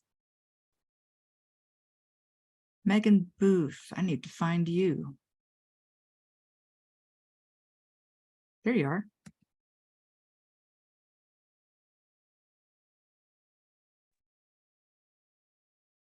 Megan, I can make educated guesses based on folks' outfits about who else I should unmute. Yes, so I'll just give a brief introduction. My name is Megan Booth. I'm a principal planner in the planning division. I am a planner assigned to this project, as well as Cassie Younger. You can unmute her as well. But we're here to answer any questions about process. But yeah, there are a few people on the applicant side that want to present. I believe Harley Green, or Harley, let me go through the chat. There's a lot of people in this meeting. Let's see. We're on here. Look under Marion Wood. Okay, there you go. Yeah, if you guys can unmute yourselves and go ahead and do introductions, that would be helpful. Thank you. Can you hear me now? Can you hear me okay? Yes. Yes, Okay. thank you. Okay. Well, Amy, I'm Marion Willie. I'm the president of Western Region and the director of Utah Nonprofit Housing Corporation. We've been in Salt Lake City for a number of years. I became the director of Utah Nonprofit in 1995, which we have probably projects in every area of the city. Western Region is a sister nonprofit. Our newest project we did in South Salt Lake called Sharon Gardens. It's a 50-unit project. We do have projects in Central City. Maybe that community council's changed its name too. But I was involved in People's Freeway in 1992. In fact, I lived in the neighborhood. I did the first street we ever did was Montrose Avenue, which is 245 South on 2nd West. We redid that street when I was a lot younger. But so I'm familiar with the Did you and I happen to meet at Fit to Recover a few weeks ago? You did, yes. Excellent. Okay, you're very small on my screen, so I'm sorry I don't recognize you. That's okay. Yeah, we did meet Fit to Recover. My son was there also, but yes. So I've been involved with the nonprofit for many years, and we have probably close to 3,000 units in Utah, but most of our properties are in Salt Lake City, Salt Lake County area, Glendale area. Utah Nonprofits, like I said, we've been doing this for many, many years. We have a multi-ethnic high-rise downtown is one of our projects, our nonprofit projects. So this particular one we're going to do is 60 units, 1, 2, 3 bedrooms and some studios. It's affordable housing, and we're doing rents will be from $450 to $1,300 a month. And I do have the architect on. If we have any questions on that, but like I said, I've been doing this about 30 years. So and our office is located on 223 West, 700 South. So we're down in Salt Lake City area.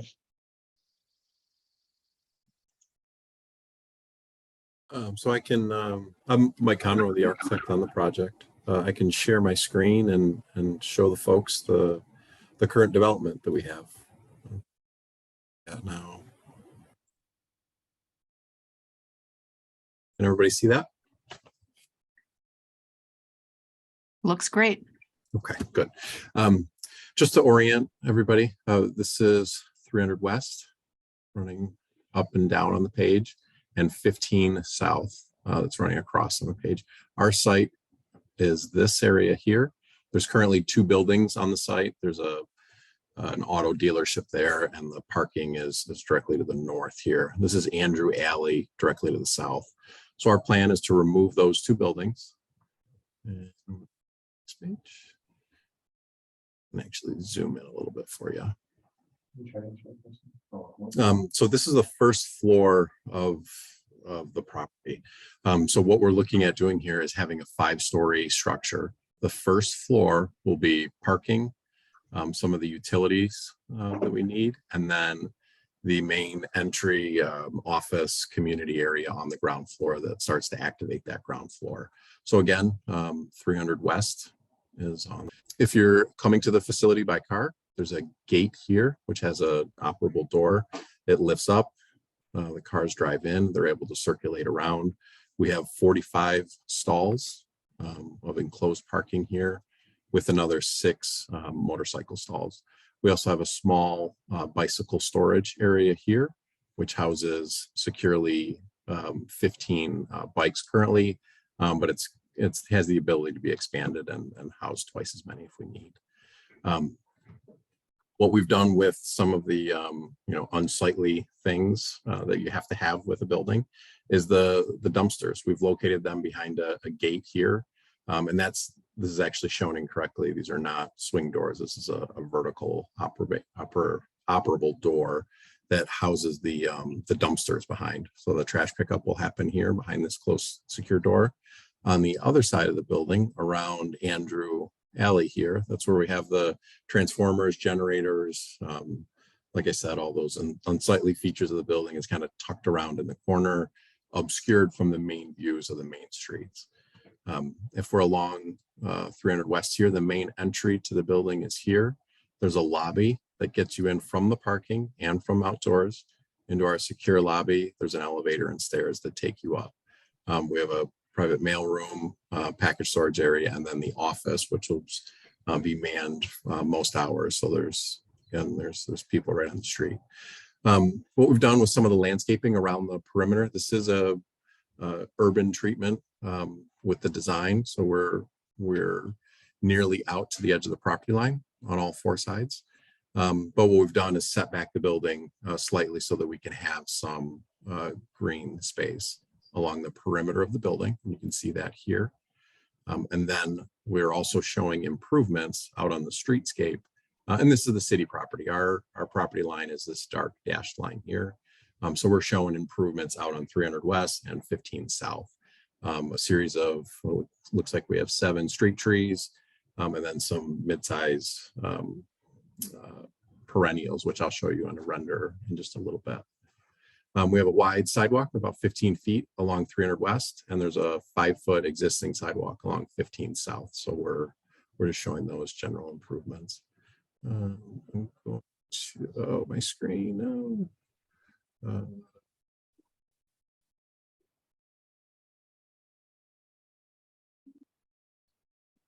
I didn't lose you, did I, when I made that little boo-boo? We're still here. Okay, good. So this is an image of the building from the corner of 15 South and 300. What we have here, what we're showing is what we believe is a mature material palette. We're showing an exposed concrete along the ground floor, and that has a large blank wall, which is encouraged for potentially to have large art murals or something down the road that can fill that area. This is some of the secure parking behind here, and I'll show you a nice updated render view that we have of that. And this is your glass entry. So again, we're trying to get eyes on the street, have a nice glass entry here. You have a nice material palette of metal panel stucco, which is the black and white, and then a soft wood that really hits those accent points that starts to tell you there's something special happening in the building there. So this is our main amenity space, and we wanted to place it at that main intersection, the corner, so that we can get as many eyes down in the community, on the street, in that area. So this is a great indoor-outdoor amenity space that's available for all the residents in the building. And like we previously told you, there's 60 units here with a pretty good mix of those different types. So this is another view just from that entry area. So this is your main entry again. All of the apartments feature balconies, which is really great. They're nice deep balconies. So again, encourage people to be outside and get eyes on the street. You can see back here is a really great private elevated exterior terrace for all the residents. So this is a C-shaped building with a nice large elevated private courtyard for those residents, so they can have outdoor space and a really nice protected environment there. These are the exterior views that I was talking about along the street's edge. This is the narrower sidewalk that we talked about at 15 South. Again, you're seeing some of the parking that is happening behind. We're obscuring that with trees and some perennial grasses. We've also introduced a zigzag pattern with some of the fencing, just to have a little bit of depth and kind of human scale that happens at that ground floor elevation. Once you get around to 300 South, the sidewalk widens. There's area there for a bike lane, and I believe that's dedicated by the city, and then a nice wide sidewalk. And again, we have mimicked that treatment of the pattern of the fencing, the trees, the perennial grasses along. So we think what we're doing is providing a nice urban pedestrian feel along our building. And I think with that, I'm going to pause, see if there's any questions. We have further details in the plans if we wanted to get into those, but I just wanted to see if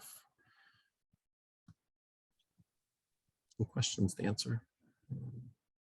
Amy, maybe just to the council, this is Marion. We say affordable housing because a lot of housing that's going in right now is very, very expensive. So we thought if we can range from $450 a month to $1,300, that's going to be more affordable for, as we see on our waiting list as a nonprofit. We have something like 5,000 people on our waiting list for affordable housing right now.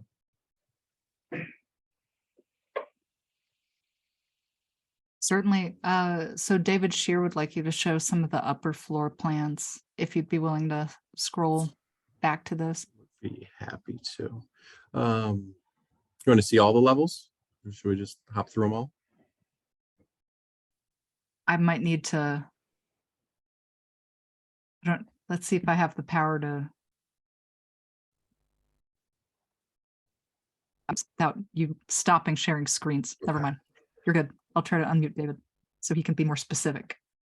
Okay. Well, let me describe here, and when we get to the end, I'll stop sharing and he can hop in. So this is the second floor plan.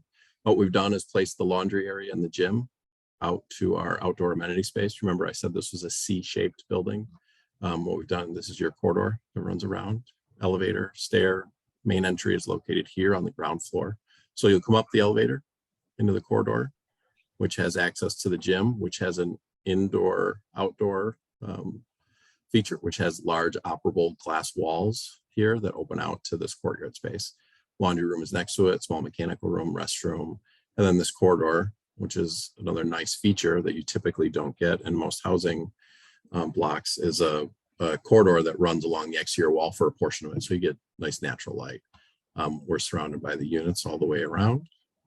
If we go up to the second floor, this is all just stacked units on this floor. There isn't any additional amenity space on these floors. And again, you can see each of those units have a nice large balcony.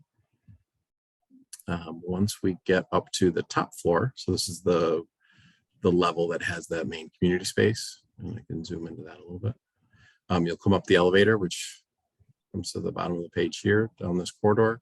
There's a small game room, community space with kitchen, outdoor community space. So this is that place that we saw underneath the canopy that has an operable glass wall here. So it becomes an indoor-outdoor space. You can see the units are nicely equipped units. Walk in, entry, kitchen, nice large living room. Walk through here, bathroom with a linen closet, coat closet here, bedroom, with a closet tucked on the side. Mhm. Nice large window here, window into the living room, and a sliding door that goes out to the balcony that's wider than the living room. It's the living room width and half a bedroom. So I'm going to stop sharing so other folks can talk, and then I can see the chat.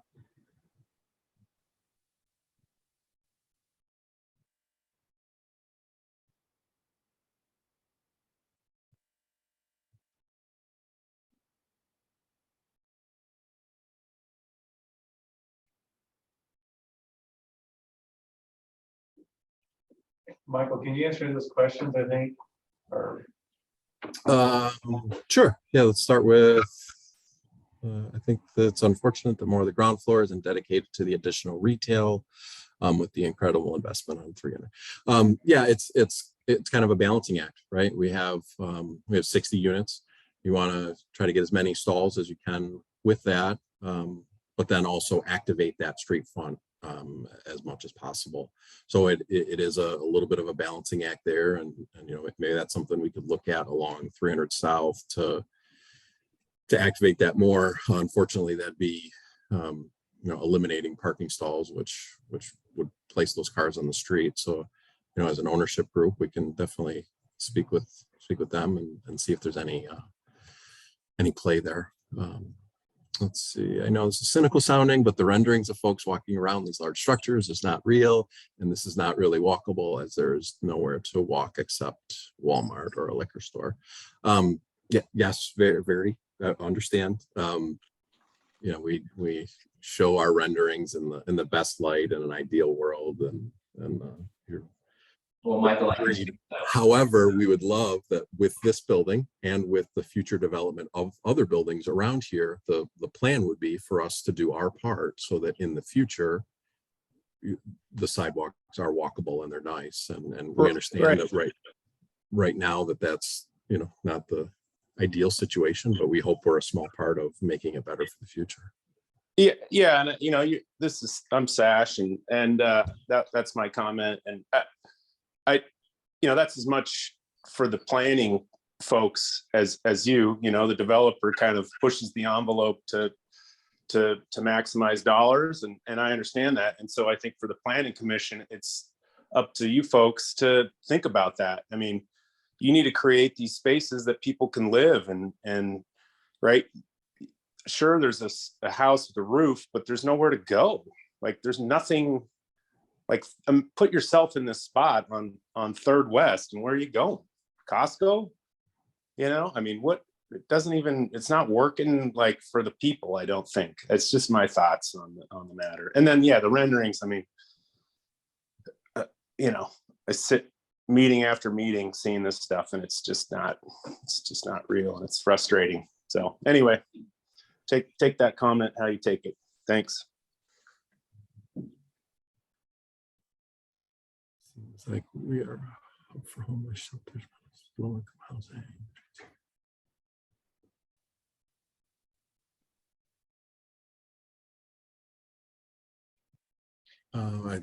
I guess I can't really respond to.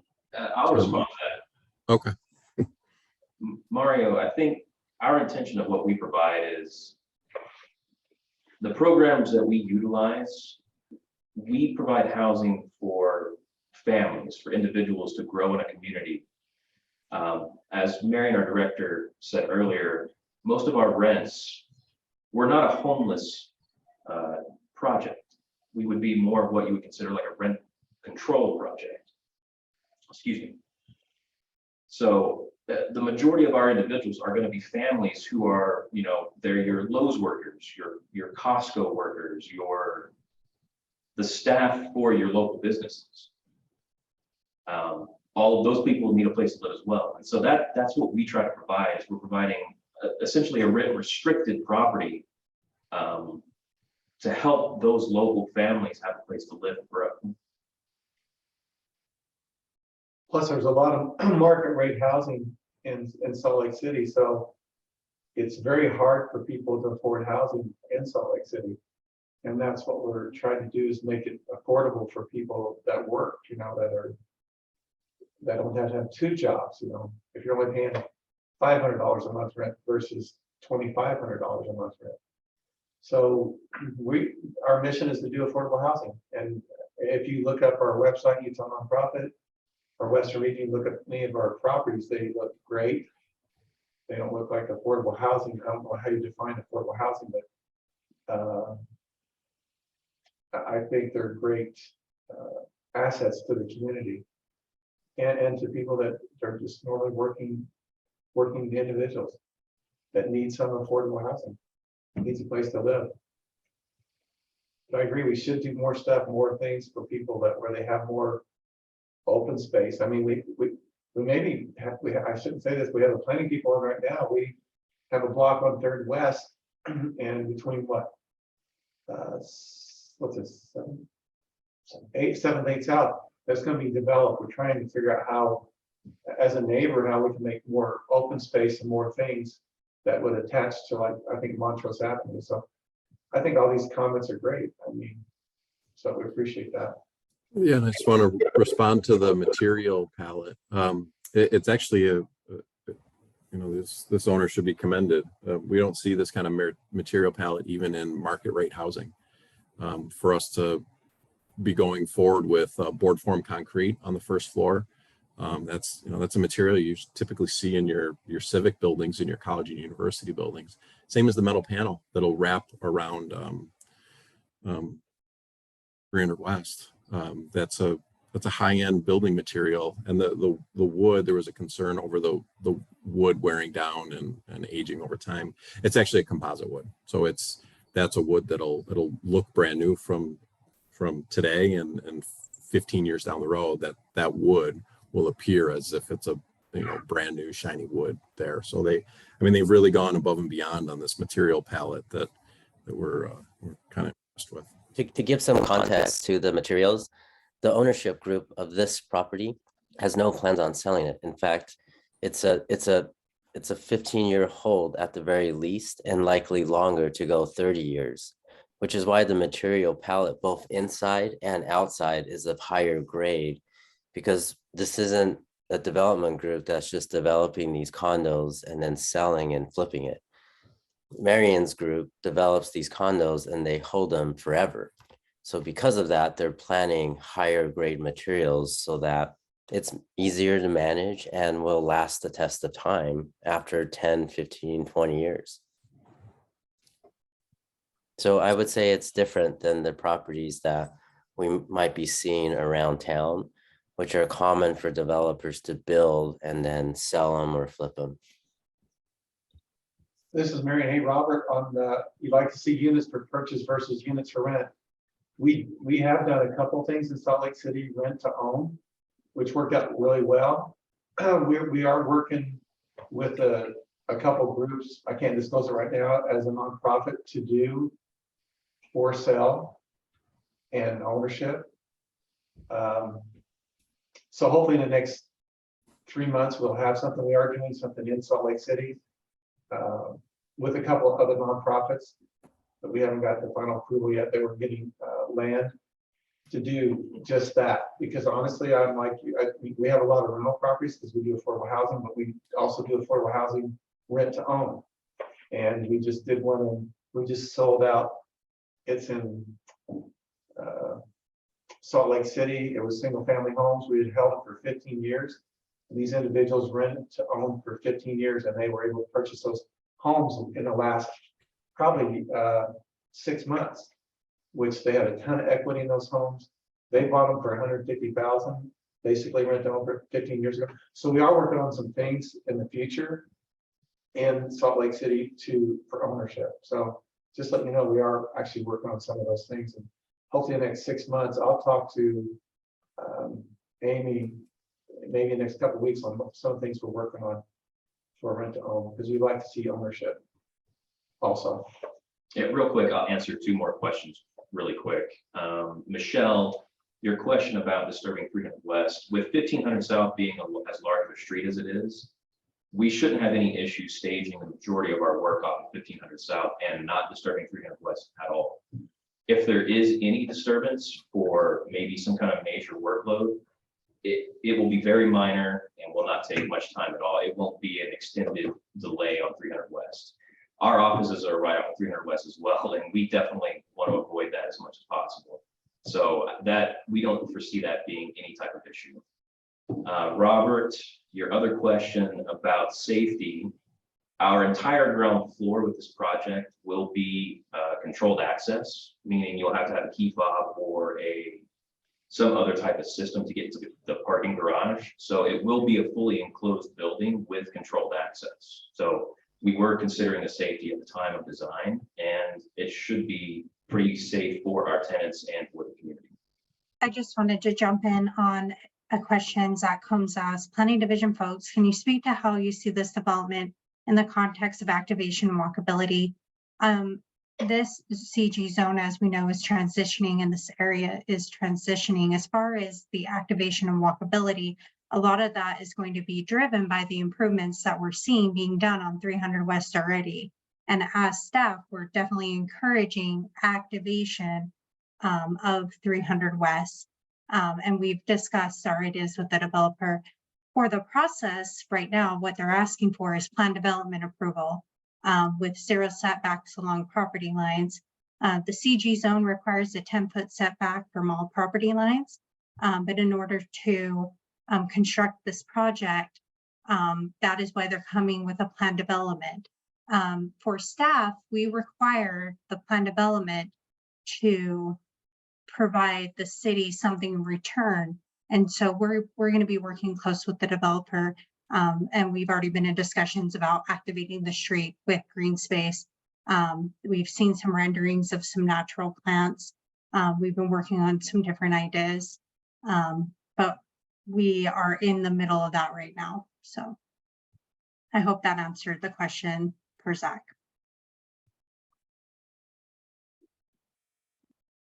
I saw a comment on the landscaping variety. We can absolutely take that into account when we're, you know, as she said, working with the city to get through these couple of little hurdles to have a little variety in our landscaping selections.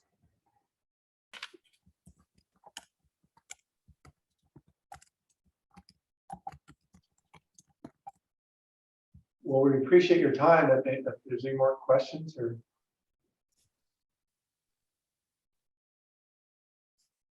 Yeah, there's one. Would setbacks help with activation?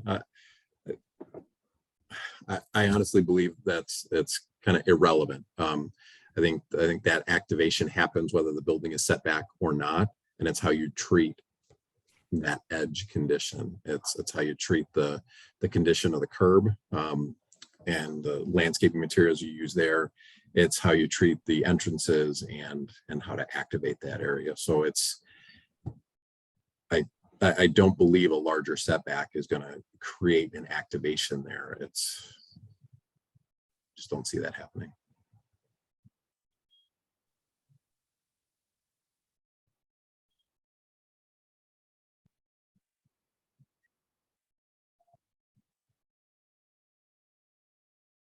Setbacks are contentious. I agree, Sash.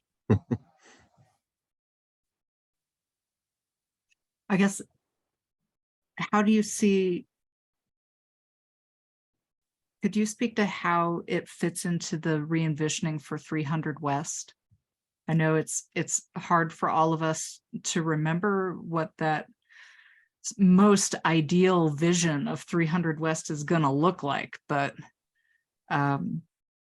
you know, what are both sides of 300 West supposed to look like? Can we remember? We know one side is going to be that awesome set apart from the road bike path, but that's the other side of the road. What's yours? Can you remind us what your side of the road is going to look like?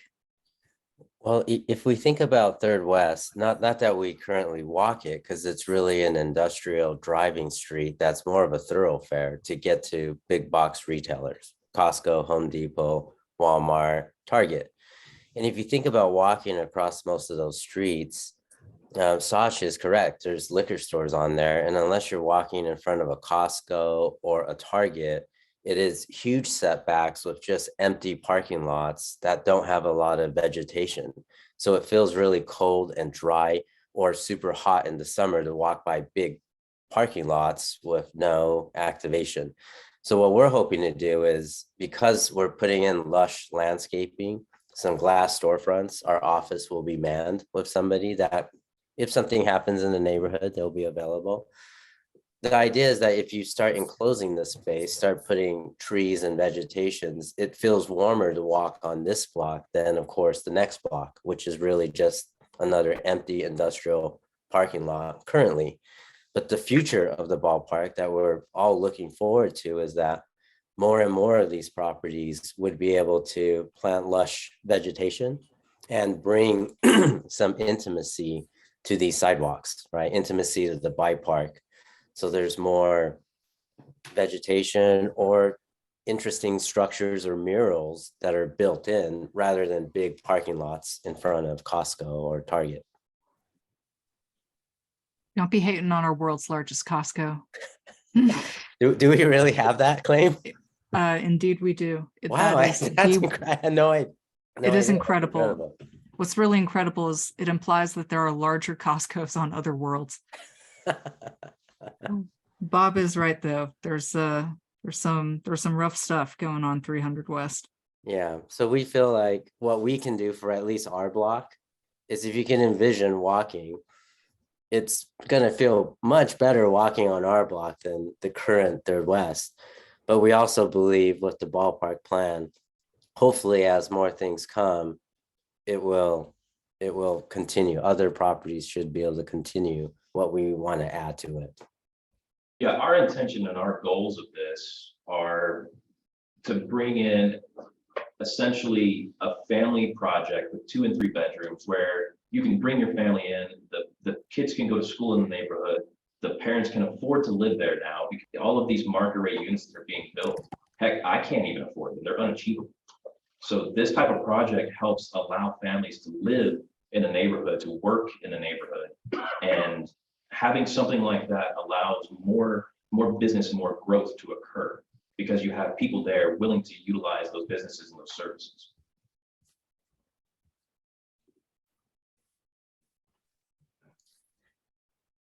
So we're hoping to kind of be a trigger to escalate that change.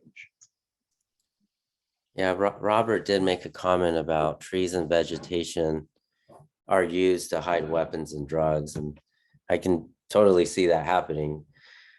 But it means we probably should have maintenance crews that are able to maintain the shrubbery, be looking and checking out for stuff like that. So if people are hiding it, somebody can be picking it up. So probably just regular maintenance, right, of more of the street would be helpful to find stuff like that.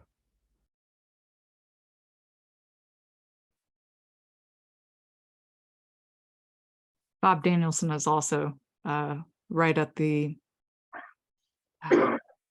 that he's at ground zero. Got it. Immediately next door to the Gail Miller Homeless Resource Center.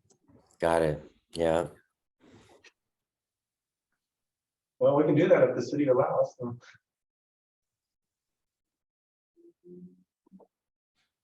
Well, we appreciate your time. Thank you for presenting this project to us. Thank you, and we appreciate your time, appreciate the council's time. Michelle, if you're still on, do you feel like you had your question adequately answered about 300 West? I think there was a good faith effort. Thank you. All right. Thank you, Megan. Thank you for signing on.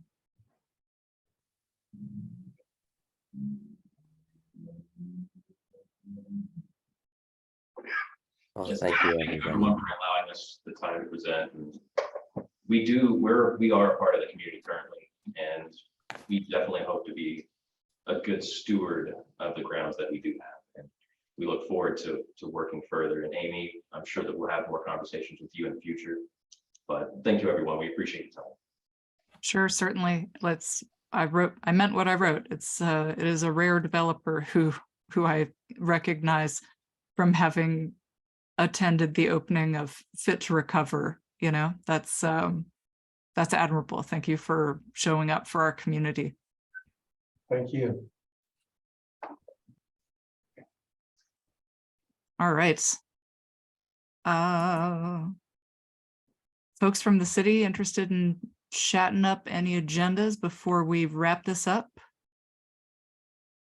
I know we covered like the main questions, I feel, earlier on in the meeting, so I hope that's adequate.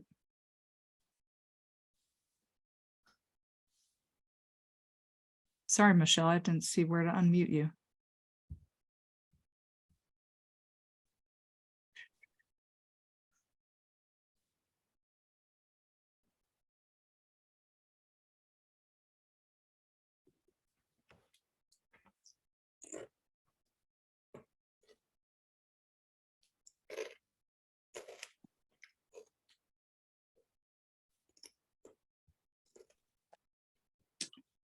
Hi, Michelle. I apologize. I didn't know that you wanted to be unmuted.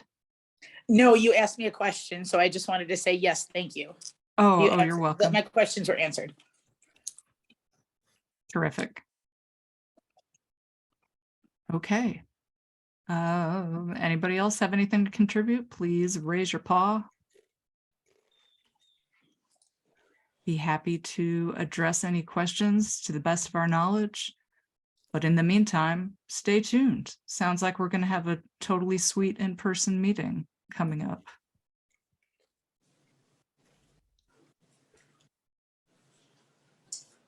Hello, Bob. Hi, how are you? I am okay this fine evening. How are you? Good.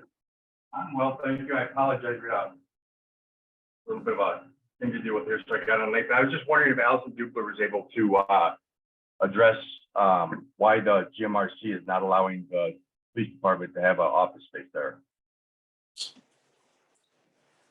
Maybe if it was brought up earlier, forgive me, but that was the main question I had. I'd asked her. No, before, I'm and she so was gonna get sorry. back. Nate was Sergeant Nate Meinzer was on the call earlier, and he was very succinct and professional, and quickly had to attend to other things. Oh, I'm sorry, I'm confused. There's 2 Allison Dupler accounts signed on this meeting. I will ask them both to unmute.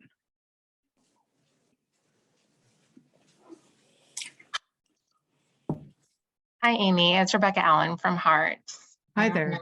Hi. I haven't heard a final decision on GMRC and PD. I do know that they were trying to find some space. That was the last that I had heard. So we will definitely research that for you, Bob. Okay, So I guess my question, if there is space, you allow them? I just know they were having conversations. Okay, I'm housing them in my facility now, and I will continue to do so. I'm just trying to figure out why, what's going on here. This is, no offense, this is disgusting. Yeah, I know that Sergeant Meinzer is dealing with a lot with the overtime in the officers. So I don't know how that's working out right now, but I will send him an email and ask him to contact you. Meinzer, they're working out of my facility because the GMRC won't give them office space. So I happen to see them quite a bit. Okay. Yeah, I'm just wondering why the GMRC would not give them office space when it was in the conditional use permit and it was promised to them. And we're trying to clean up the community. I'm trying to figure out why can't we just get a straight answer? Well, maybe Mike Young can answer, or maybe Michelle Flynn, if she's on, like, well, yes or no, are you going to give the police department office space there like you committed to? Allison, I just want to let you know, in case you weren't aware, that the architect did design a space for a substation there. So I just wanted to let you know in case you weren't aware. Thank you. Appreciate that.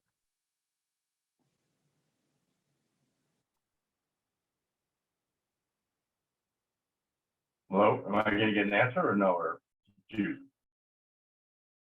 Anyone? We're still working on it, Bob. We'll get you. Once we have one, we'll let you know. Like, I've heard you working on it for quite a while. What's the holdup, I guess? Where's the confusion here? What's the holdup? What prevents you from giving the Salt Lake City Police Department office space as the architect design, what is the holdup here? Because I've had meetings here, I've been on many calls for years, and I've heard over and over from many of you that you have no problem giving them office space if they wanted it. Now we have resources allocated.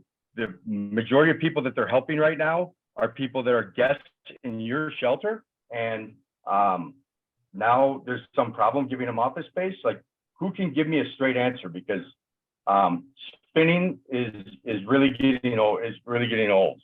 So somebody, I mean, this isn't a hard question. It's a very simple question. What is holding you up from giving them office space? I work for the Why city, don't they have- so I can't, I don't work for the facility, so I can't give that answer, but I'll keep on. I will Who's on look here? into it. Hey, Mike Bob, Young it's is- Mike. Hey, it's Mike. I think I'm unmuted now, Amy. Thanks for unmuting me. Yeah, Bob, you did miss Meinzer's update at the beginning where he shared all the tremendous work that's being done in the community, and we're so grateful for everything he's taken on. He is absolutely the right guy for that job. Other thing he shared is that he's in our facility constantly throughout the day. We're working with his team. We're calling his team on an hourly basis to come in and address things with clients and work with folks. He met with him and Detective Fallows met with our case management team yesterday. They're coming to meet with our shift supervisors next week, so we can just continue that collaboration and further that the coordination with them. We absolutely welcome them into the facility. In terms of office space, space is definitely an issue there. We are still having conversations about the best place to have that team officed, and we're working with Sergeant Meinzer to figure out what the best options would be there. So we still haven't quite landed on what that's going to look like, but I mean, we've just, in the last couple of weeks of having them in the neighborhood, we've already seen a huge decrease in the number of police calls from the GMRC and from the surrounding community. So I'm definitely looking forward to continuing that impact, and I'm hoping we can land on something soon. Mike, I really do like and respect you, but like, you haven't answered my question. Why don't they have space? You were in my office with Ms. Flynn, with everybody, and everybody said that they had no problem giving office space to the Salt Lake City Police Department. They're doing a phenomenal job. I agree, and it's been a incredible change in the short time they're here. But like, I just want an answer. What is the problem? You're telling me you don't have office space because the road home moved most of their employees out to their $5 million facility on Main. You're telling me you don't have a few hundred square feet to give them? I'm going to keep giving it to them, but like, why is it coming out of my pocket again? You have the most to gain from it if you genuinely are trying to help these people, which is what's happening. What is the problem with giving them office space? Like, as far as where you're going to give it to them, like where you're going to give it to them is the Gil Miller Center. Apparently right now it's Alpha. Yeah, and Bob, we definitely appreciate you offering that up. Problem with giving them office. Yeah. I offered it up for my personal safety. You cut out a little bit. I'm not sure if it's on my end. I have satellite internet and it's pretty terrible, but yeah, Bob, definitely appreciate you offering that space. And yeah, we're still, again, having internal conversations with Sergeant Meinzer about what the best setup is going to be long-term. So we're already seeing a huge impact, and you said that I have the most to gain from this. And I would say we all have a lot to gain, right? It's not just about safety in the building, but safety in the community itself, safety around the facility, safety in the neighborhood, safety for all the business owners and residents that live nearby. We're just excited. We're excited for that collaboration, and we're excited to continue to see that impact and an improvement in the safety and security of the Ballpark neighborhood. Okay, I'm not gonna drag this on forever. I'm gonna ask one more question to see if you answer me directly. What is the discussion you're having? Because I know that the Salt Lake City Police Department would like to have space in your building. They're not the ones holding it up. Why are you holding it up? And why are there internal discussions about something that was supposedly already agreed upon and in the building plans? So what is, give us some specifics, and please, like, I know we all want this to happen. Well, but as far as the police being here, why are they not in your facility right now? Why have you not agreed to it? What problem do you have with it? Because you clearly have a problem with having the police in your facility and having an office in your facility. Otherwise, it wouldn't be in mine. Yeah, we definitely don't have an issue with them being in the facility. Like I said, they're in the facility all day long right now as it is. Late at night, early in the morning, throughout the day, they're working with guests. I mean, I meet with Meinzer on a daily basis in our facility now. So we Well, an office, Mike. Please don't spin me. Okay, yeah, you know, Bob, I think I've answered your question as much No, as you I haven't. can right I now. don't have an We're office. still having a Why lot of don't you internal have- discussions around this, and My question is, why don't you want to have an office? That's it. And that's my last question. Why haven't you given them an office? What's the problem with giving them an office? That's my specific question. They're in my office. Why aren't they in your office? You're the one holding them up. The Gail Miller Center. I'm not, and the police are not. So just a straight answer is what I want. yeah, Bob, again, we're still working with Meinzer on this, so I'm gonna leave it at that for now, okay? Because you're not allowing them in. That's what's going on.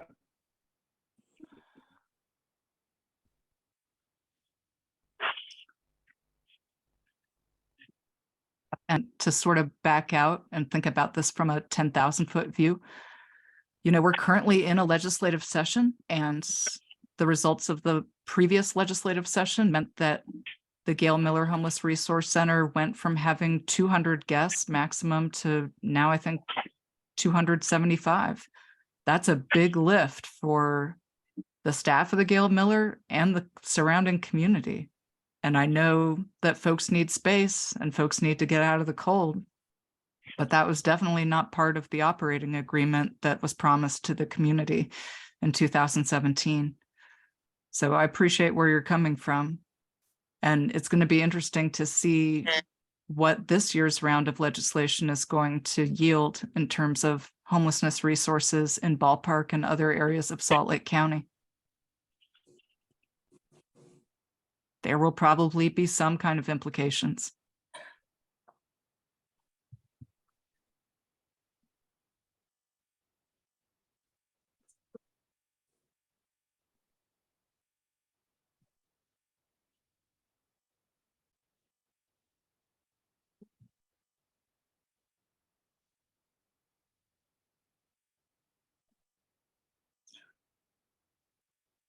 All right. Well, thanks, folks, for your time this evening. I appreciate it. Thanks for Thank showing you, up as a Amy. community. Thanks, Michelle. I think that was you. Amy. Yeah. Thank you. All right. See y'all around.